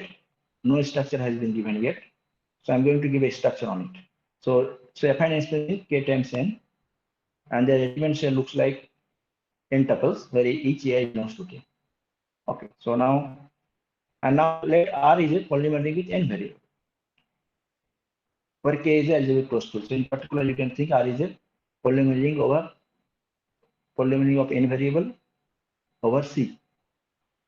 So now any polynomial you can think as a function from f and n space to k by evaluating the polynomial at some point. Because if we evaluate the polynomial at some point of f or n, f and n space, then you will get the f of p is nothing but an element of k. So that you can think as a function from f and n space to k, and then you can talk about what are the zeros of f, where this polynomial vanishes. So that is the notation of v of f. Collection of all p belongs to f and n space, either f of p equals to 0. So that is that you are looking for the solution of this polynomial. And as long as you are considering the algebraic closed field, so every polynomial has a solution. So that's not a problem. So you have a solution here also. For example, t square plus 1, I have already given an example. Then v of t square plus 1 equals to I comma minus I, because this is the point where this polynomial vanishes. So again, this nothing to do with the one polynomial. You can talk about the any subset. For any subset of S of R, we define v of S. That means you are actually looking for the common zeros of f. Suppose given a f1, f2 two polynomial, and you are looking for the common zeros of f1, f2. That means collection of all points where f1 and f2 both are vanishes. So that means v of s means collection of all points such that f of p is 0 for all f belongs to s. You are looking for the common zeros of all polynomial of s. So that's a v of s. So now, whenever you want a ring, you can always consider the ideal generated by this set. So let I is a ideal generated by S, because whenever in ring theory, ideal is very natural C to consider. Okay, so then you can check that V of I and V of S is actually same thing. So that means instead of the subset, you can also think about ideal. The reason because whenever you take the ideal generated by S, that means the typical element looks like summation AI Fi, where AI belongs to K and Fi is a polynomial in n variable. So you are looking for common zero. That means each Fi is 0 at some point. That means the linear combination also 0. So that means each of the element of this ideal also be 0. So that means V of I is same as V of S. So that instead of the subset, you can also consider the ideal. So not a problem. The advantage of this ideal, that means you can do some algebra over here. Okay. So now, okay. So we do only the ideal, which are actually infinite generated. That is not very interesting, because eventually our goal is to finding the solution of the polynomial. So if you suppose you are finding infinite many solutions, solution of infinite many polynomial, that is very tedious job.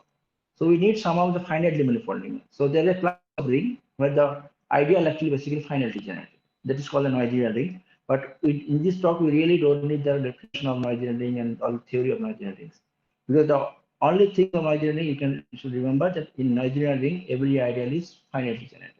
So in particular, any field is Noetherian because in a field, only ideals are 0 and the full field. So that means every ideal is automatically finally generated. So any field is trivially Noetherian. And then there is a famous theorem called Hillywood basis theorem. Okay. That theorem says that if a commutative ring A is Noetherian, then the polynomial ring is also Noetherian. Okay. So the A is Noetherian, then A of T is Noetherian. For A of T1, T2 Noetherian, A of T1, T3 Noetherian, the polynomial rings are also Noetherian. So this is then as a corollary, we get K of T1 to Tn is Noetherian. That means that I denote as R. So R is Noetherian because K is trivially Noetherian by Hillywood basis theorem. Polynomial ring over K is also Noetherian. Okay, so advantage of Noetherianness, that means whatever the I you have considered ideal generated by S, that is finitely generated. So that means I can be generated by finitely many polynomials. That means if you are considering V of S, that equals to V of I, and V of I means basically you are looking for the finitely zeros of the finitely many polynomial F1, F2, and Fr. Okay, that is very good thing. So now here's an example. For example, n equals to 2, then you will consider V of T1 and T2. So T1 you think as a polynomial, and T2 you think as a polynomial in K T1, T2. So then what is the zeros of T1? That means T1 equals to 0, and in the place of T2, you can put anything. And in the, what is the zeros of T2? The T2 is to 0, and in place of T1, you can put anything. But what is the common zero between T1 and T2? That is the only 0. So that is why v of t1, t2 is 0, we are looking for common zeros. So similarly, v of t1 times t1 minus 1, t2. Then if you solve the first equation, then you will get the t1 equals to 0 or t1 equals to 1. If you solve the second equation, then t2 equals to 0 and t1 can be anything. But what is the common thing in these two, in between two? That is 0, 0, 1, 0. That you can check. So that is the common zero. So we are looking for the common zeros of finitely many polynomial. So okay, so now there is a definition: a subset Y of a finite space is called algebraic set. If there exists a subset S of R, such that Y equals to V of S. That means a subset which can be expressed as a V of S, zero set of some polynomial, that kind of subset is called the algebraic set.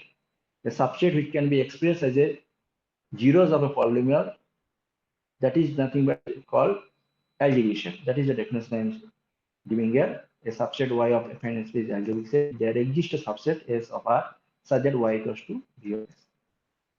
All right. So now, what is the example? Trivial example. Trivial is, of course, if you consider the just one. One means I multiply the identity of the ring. Yeah. So whenever I say ring, that means ring also contains multiple identity. Here also, of course, because here ring R is actually polynomial. Sorry, field over polynomial over field. So field has a multiple identity. So that if you consider the one is constant, how can it be 0? It cannot be 0 anywhere, right? So what is the view of one? That is just empty set. No zeros here, empty set. What about the 0 polynomial? Just 0. So 0 can be 0 everywhere. So view of 0 is affine space. So that is from the definition itself, empty set and affine space are algebraic set. Okay. So now now we will define the topology on the affine space. So first thing, union of two algebraic set is again algebraic.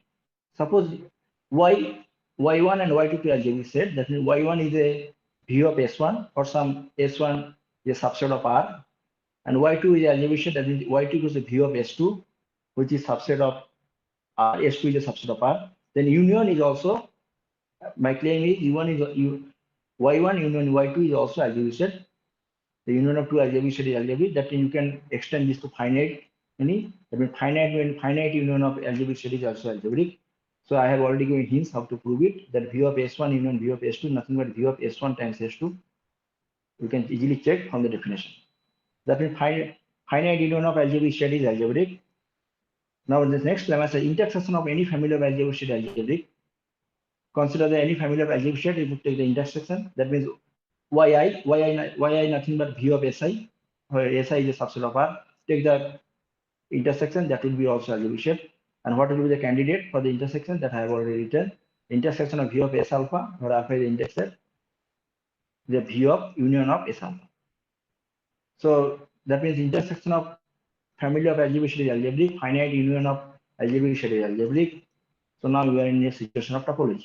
What is the definition of topology? That means to define a topology, you have to declare what are the open set or what are the closed sets. That's all. And what the empty set and whole space. So now we define the Zariski topology on this set. Now I am going to give a structure on the some structure on the affine space. So we define Zariski topology on affine space by taking the open subset of the complement of the algebraic set. In other words, I am declaring the open subset are just nothing but the complement of the algebraic set. That means in Zariski topology, I am declaring the closed set are nothing but the algebraic set. All algebraic sets are closed set in this, I'm declaring affine space. So with this, after this declaration, of course, and above to lemma and the last example, that example, the affine space and whole space and the empty. So this is an affine space has a topology, and that's called the Zariski topology. All right. But in principle, Zariski topology is very weird topology. You will see very soon why it's weird topology. So let's calculate what is the Zariski topology in affine one space. That is very easiest way to calculate. Suppose affine one space, that means just K. Affine n means K tuples. So affine one space means just K. Okay, so let us examine the Zariski topology in the set affine n space. Okay. Okay, so the so am I audible, right? Yes, sir. Yes, Can you? Yes, sir. Okay. Yes, sir. Yes, Okay. sir. Audible. Yeah. Okay. So let's examine the Zariski topology Fn1 space. That is the easiest way to think first. So whenever I find one space, then I have to consider polynomial in one variable. So now consider R is polynomial one variable, Kt. But note that here, if you know a little bit of algebra, I think you know the principal ideal domain. So if K is a field, then polynomial over field is also PID, right? So here actually R is a PID. So if you don't know the definition of PID, never mind. PID means every ideal is principal. So polynomial with one variable over a algebraic closed field, not even though you don't need algebraic closed here, over a field is a principal ideal domain. That means every ideal here is principal. Then every ideal is generated by single polynomials. That is a very good thing. For Noetherianness, every PID is in particular Noetherian. Because in principal ideal domain, every ideal is principal. But in Noetherian means it's a finitely generated. We have a finite limit generator, but in PID, we have only one generator. So it's good in PID. So here I am considering polynomial one variable. So they say PID, so every ideal is principal. So now, if you want to see the Zariski topology in Fn1 space, that means we have to figure out what are the closed sets in Fn. What are the closed sets? What are the algebraic sets? Because in Zariski topology, closed sets are the algebraic set. I've declared. So what are the algebraic sets? So let Y be algebraic set in Fn space. Okay. So that means by definition, algebraic set Y is equals to V of S for some subset of R, and that is equals to V of ideal generated by S. Okay, and that is this ideal, as I said, is a PID, so it is a finite principal, so it's ideal generated by single polynomial for some F belongs to R. So basically, every algebraic set here is a V of F of a single polynomial. Okay, and now I am going to use the algebraic closed field here. Since K is algebraic closed field, any polynomial with one variable can be factored into linear terms. Okay. So since algebraic K is algebraic closed field, then F can be written as a C times T minus A1, T minus A2, or T minus N. Because our algebraic closed field, every polynomial can be factored as a linear. Okay. So that is the even over C. If you don't know the algebraic closed field, just C over C. Think as K as a C. Our complex number, every polynomial has a root, so you can actually factor as a linear factor. So now you can calculate what is the V of F. Nothing but A1 to An. That's the point. That is the zeros of what is the solution of this polynomial. So now this forces Y equals to A1 to An. All right. So that means every algebraic set is finite here. Because every algebraic set is right. Finite limiting point. Consider finite limiting point. So every closed set actually finite. That means Fn one space has a cofinite topology. What are the closed sets? Closed sets are finite here. And of course, Fn whole space and the empty set is already algebraic closed for anything. So that the algebraic set in Fn1 space are just the finite subset, including of course empty and whole space. That is always the case. Even you don't need the you don't have to consider polynomial variable. That is always the case. Algebraic set. Okay. So therefore, Fn1 space has a cofinite topology. So if you know a little bit topology, then of course in a cofinite topology is never be a housed of topology. So that is the very weird thing about Zariski topology. So Zariski topology in general not a housed of topology. So that is very unusual for the Zariski topology. But as far as the algebraic geometry, this topology is very important. Okay. So Zariski topology is not housed of in general. Example I have already given. Fn1 space has a cofinite topology. So in principle, Zariski topology open sets are actually very big. With very big open set here. So that means actually given a point, you cannot find a smaller neighborhood such that you can distinct two point. So it's not a house of in general. The open sets are actually very big in this topology. So that is the one good thing for the algebraic geometry, but may not be good thing for other topologies because the open sets are very big and very difficult to handle such topology. But it's good in the algebraic topology and in the prospect of algebraic geometry. All right, so Fn1 space has a cofinite topology. So in general, it's not a housed up. So another thing is suppose something is Zariski closed. So what is the directly closed set means? LGB set. So what is LGB set? LGB set means here I am looking for the zeros of the polynomials, right? So any directly closed sets are actually closed in the usual topology. The reason because so the polynomials are always continuous in the classical topology, and whenever you're looking for the zeros, that means you're looking for the x inverse of the zeros.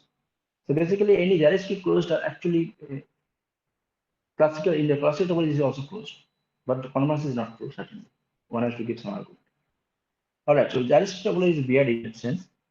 So now there is another concept that is very important for the algebraic geometry, but again, this is not very important for the usual topology people because irreducible topology doesn't play any whenever your topology space is housed off.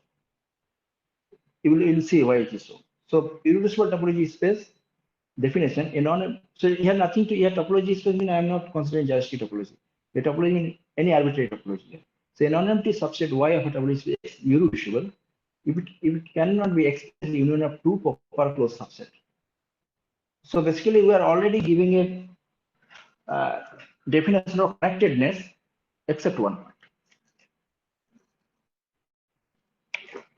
In connected actually it cannot be expressed as a union of two proper closed subset disjoint union.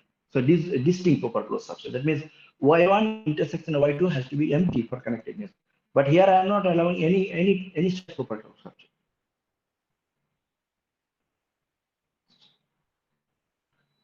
So irreducible means cannot be expressed in union of two proper closed subsets. I am not assuming the distinct or disjoint closed subset here. So here is a point. So actually you should remember irreducible means you cannot be expressed in union of two proper closed subset. So that implies every irreducible topology space is always connected. Because connected means you cannot be expressed in a union of two proper closed subsets which are disjoint. So that means whenever a topology is irreducible, then automatically is connected. But converse is not true. You should think an example. For example, axis plane xy equals to 0. You can see this is actually connected but not irreducible.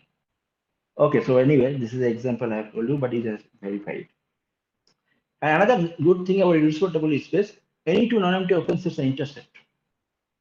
Because this is clear from the definition. Suppose U and V to a non-empty open subset of a topology space. Suppose they are disjoint, that U intersection V is disjoint, empty. That means to be the complement. Then complement union V complement equal to whole space. That is the reducibility of the topology space. There is a contradiction. So any two non-empty open sets intersect in the irreducible topology space. Okay, so then there is another property that any non-empty open subset of an irreducible space are dense. So in irreducible topology space, you can see the open sets are actually big, and so they are actually dense. Any non-empty open subset are dense here. So see how in irreducible topology space actually how the open sets looks like. They are actually dense. Okay, so another point to prove dense, what are you supposed to prove? You have to prove that suppose U is an open subset of Y, then you have to prove U closer equals to Y. You cannot use here the limit point and all those properties because you don't know this whether limit point exists in this topology or not, because this topology is not at all housed of topology, and there are another axiom has to satisfy to exist of limit point sequence and all those things.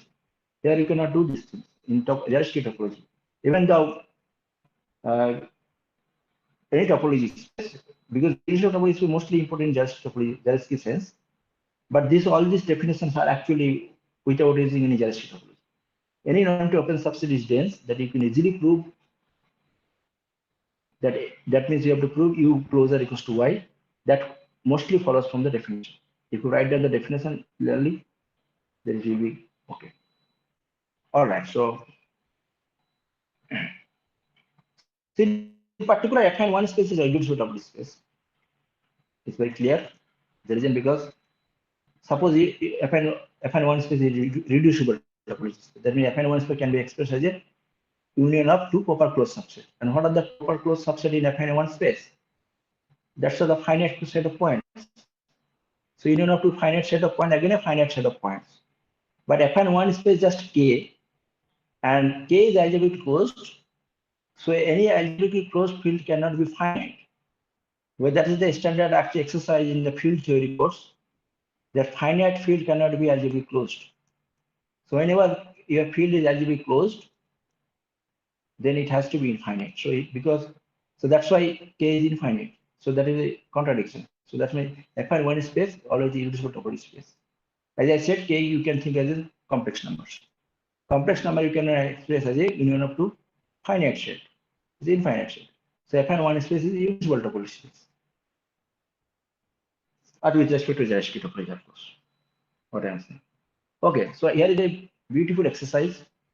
Why this irreducible topology concept is not important in matrix topology. A Hausdorff irreducible topology space just one point space.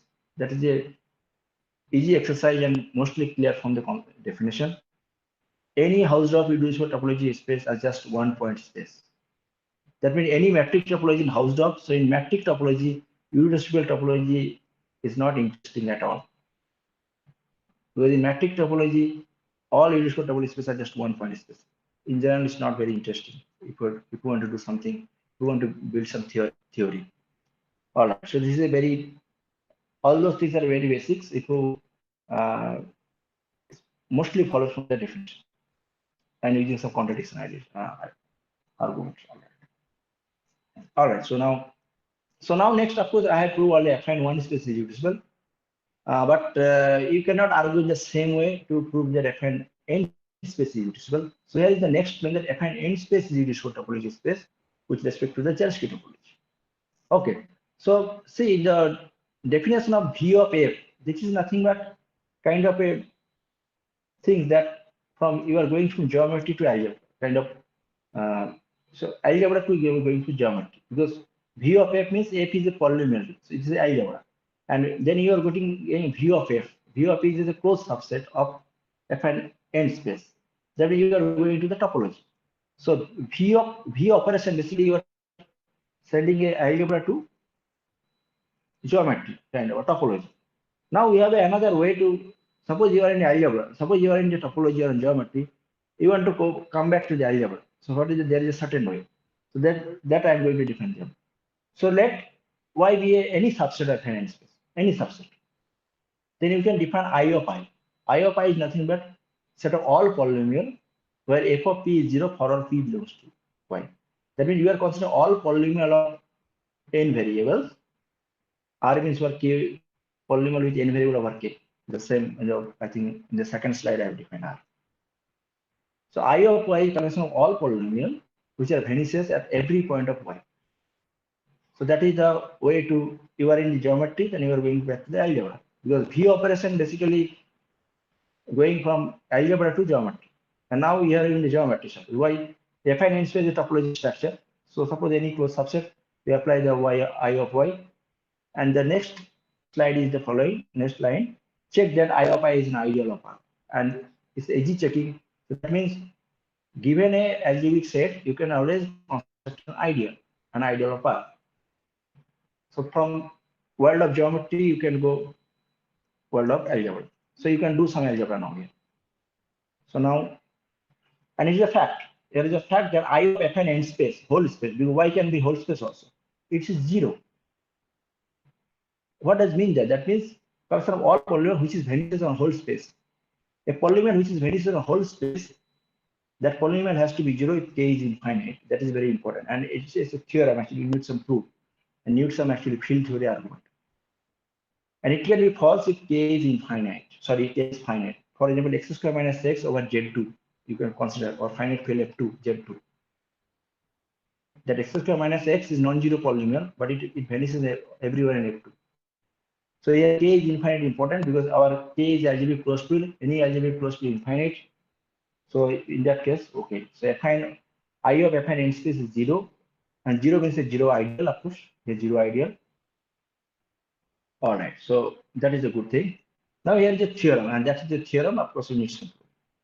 An algebraic set Y is irreducible if and only the I of I, the corresponding ideal, is a prime ideal. So you know the prime ideal in the algebra.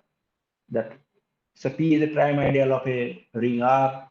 If P is a proper, and such that P of if AB belongs to P, then either A belongs to P or B belongs to P. Kind of. Okay, so prime ideal kind of similar thing with prime numbers. Okay. So this is a good thing. Whenever you have algebraic shape which is irreducible, you can only the corresponding ideally I of I is prime ideal. So that is there is algebraic way to check whether a subset is irreducible or not, and it's a very important theorem. An algebraic set Y is irreducible if and only if I of Y is a prime ideal. So what is the application of this theorem? The application of the theorem says that affine n space is irreducible topological space.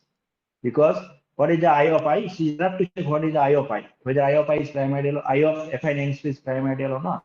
And if I of affine n space nothing but a zero ideal here.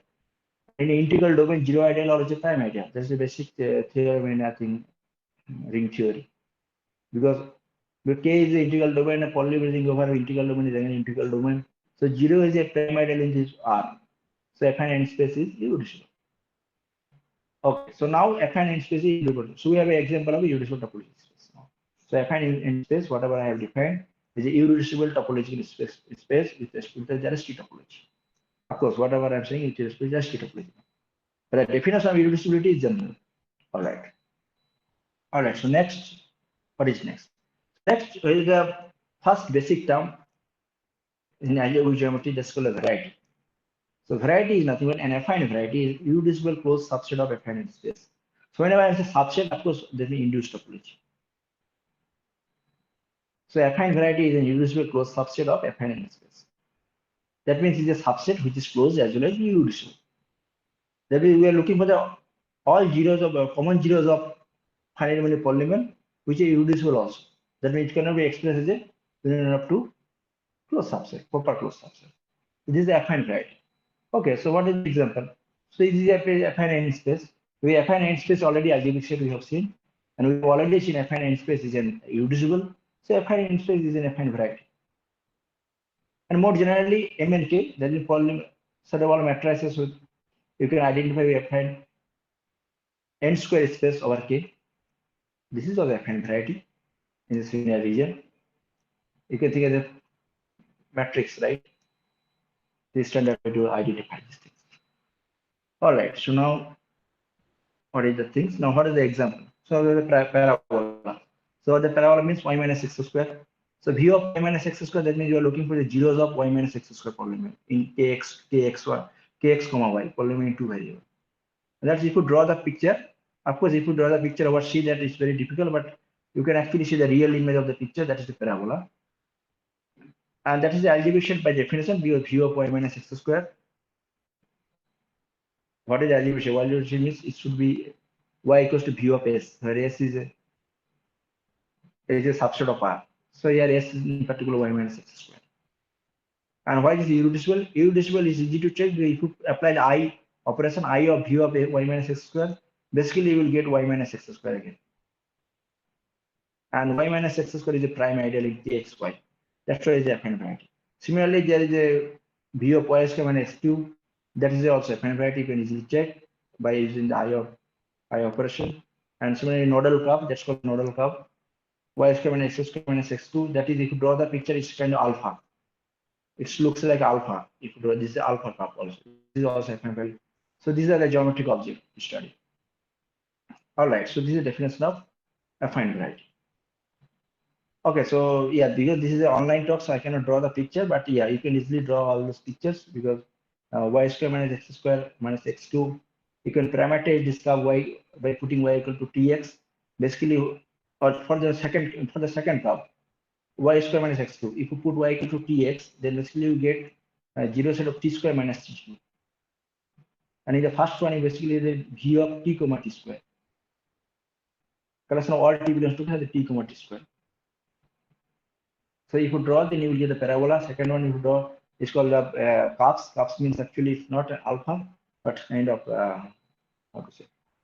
But in nodal case, you can easily check that this is a kind of alpha. It looks like alpha. This one. All right. So now, okay. So now we can what you define now. So now you are defining R tuples of commutative matrix. So CRN means consider M1 to MR, where AK n square you can think as a matrix over K, and there are R tuples, such a commuting matrix. Set of all R tuples commuting matrix, if you consider. So this is of course a subset of affine n square space R times affine Rn square space. And then what is the C1n? Suppose R equals to 1, then basically you are getting the set of all matrices over K. That means AK n square, and which is an affine variety, we have already proved, C1n. Now consider C equals to C22, R equals to 2, N equals to 2. That means a 2 tuples, right? R equals to, that means A comma B belongs to affine n square 2 times 2n square affine 2n square, such that L equals to B, because commuting matrix. So now, can we express as a zeros of a polynomial? So now, suppose AB and BA, 2 by 2 matrices, and if you compare the coefficient in each of the terms of the matrix, then you will get the 4 quadratic equations. And if you solve the 4 quadratic equation, you basically get this set. So that can be expressed as a V of 4 quadratic. So that means CT2 is an algebraic set at least. That can be expressed as a 4 quadratic polynomials. Zeros are 4 quadratic polynomial. Similarly, C3n means you have three matrices. All right, for n square, mn k, and you are commuting. You are looking at the commuting 3 tuples. Then you will get basically, if suppose n equals to 2, then you will basically get 12 equations. You can check, and then you can express as a 12 equations. So similarly, C3n can be expressed as a 3n square quadratic equations. And now CRN, okay, by inductively you can check, CRN can be expressed as a n choose R n square quadratic equations. Okay, so that means, so CRN is always an algebraic set. Okay, so at least we have proved that this kind of commuting R tuples are actually at least algebraic set in Jarsky topology. All right, so now here is a big question: for what values of R and N, CR is an affine variety? So for affine variety, you need 2 things. First of all is algebraic set, and second, it has to be irreducible topology. So, but we have already proved is that for any values of R and N, at least I give an idea how to prove it. Any values of R and N, CRN is always an algebraic set. Now we have to check whether it is irreducible or not. Okay, so now I think it's a it's not a solved question yet. Let me give what is known in this situation. So what is known? So the known things are following. In 1955, the Martin and Twisty proved that at least C2n, because C1n is always, look at the C1n. So C1n is always affine n square. Affine n square space. So that is already affine variety. So now, so next to check your C2n for any values of n. That is, I think, proved by Morsky and Tosky in 1955. That is in affine variety. So that means this C2n algebraic set is already clear, because for any values of R and N, CRN is algebraic. So only for irreducible. So C2n is always irreducible. Okay, so of course the proving needs lots of things, because you have to come to the algebra, and you have to do some algebra calculation, whether it's prime ideal, corresponding ideal or not. Okay, so now what is that? And Gerstenhaber proved in 1961 that okay, at least R and N, if at least 4, if R and N are both at least 4, then CRN is always reducible. That means CRN is reducible for all R greater equals to 4 and N greater equals to 4. If both are at least 4, then you cannot expect this is a variety, affine variety. Because in that case, he has proved the CRN is reducible. But to prove the affine variety, we need a irreducible. Algebraic set we have already proved. So if R and N both are at least 4, then we cannot expect it's a FN variety. I think in the same paper he has proven the CRN is usable if for any values of R, but n is less than or equal to 3. See, note that. So n for n greater equals to 1, R equals to 4 is, we have already, last time I already shown that is irreducible, cannot expect variety. Now for n less than or equal to 3, and for arbitrary R, that is always irreducible, that means it's a variety. All right. So what is the now interesting things are left? Now C3 is actually interesting case because C2n actually Trotsky has already proved immodesty, the FN variety. So C3 is and C1 is always FN variety that I've already, this is trivial, is a matrix thing. So C3 is actually important thing, and Gularti and Civics proved that C3 is irreducible for all n less than or equals to 10. If n less than or equals to 10, then C3 is always irreducible, and reducible for n greater equals to 29. And that's a very serious paper. I think it's not very, it's not trivial to explain. Okay, C3 is reducible. So now what are the case is open, and that is still open question. That is C3 is reducible for if n lies between 11 and 28. And I think if somebody can prove, then yeah. I got this question, but I don't have any solution. I don't have any right answer of this question, and still this, I believe this is a still open question. That is C3 irreducible or not? Because it's already algebraic set, but whether reducibility or reducibility, that's guarantee that whether it's a FN variety or not. Then you can do some geometry, but unless you can do some geometry. So it's a question, and I don't know what is the latest progress. So I think that's all my talk, and thank you very much for your attention.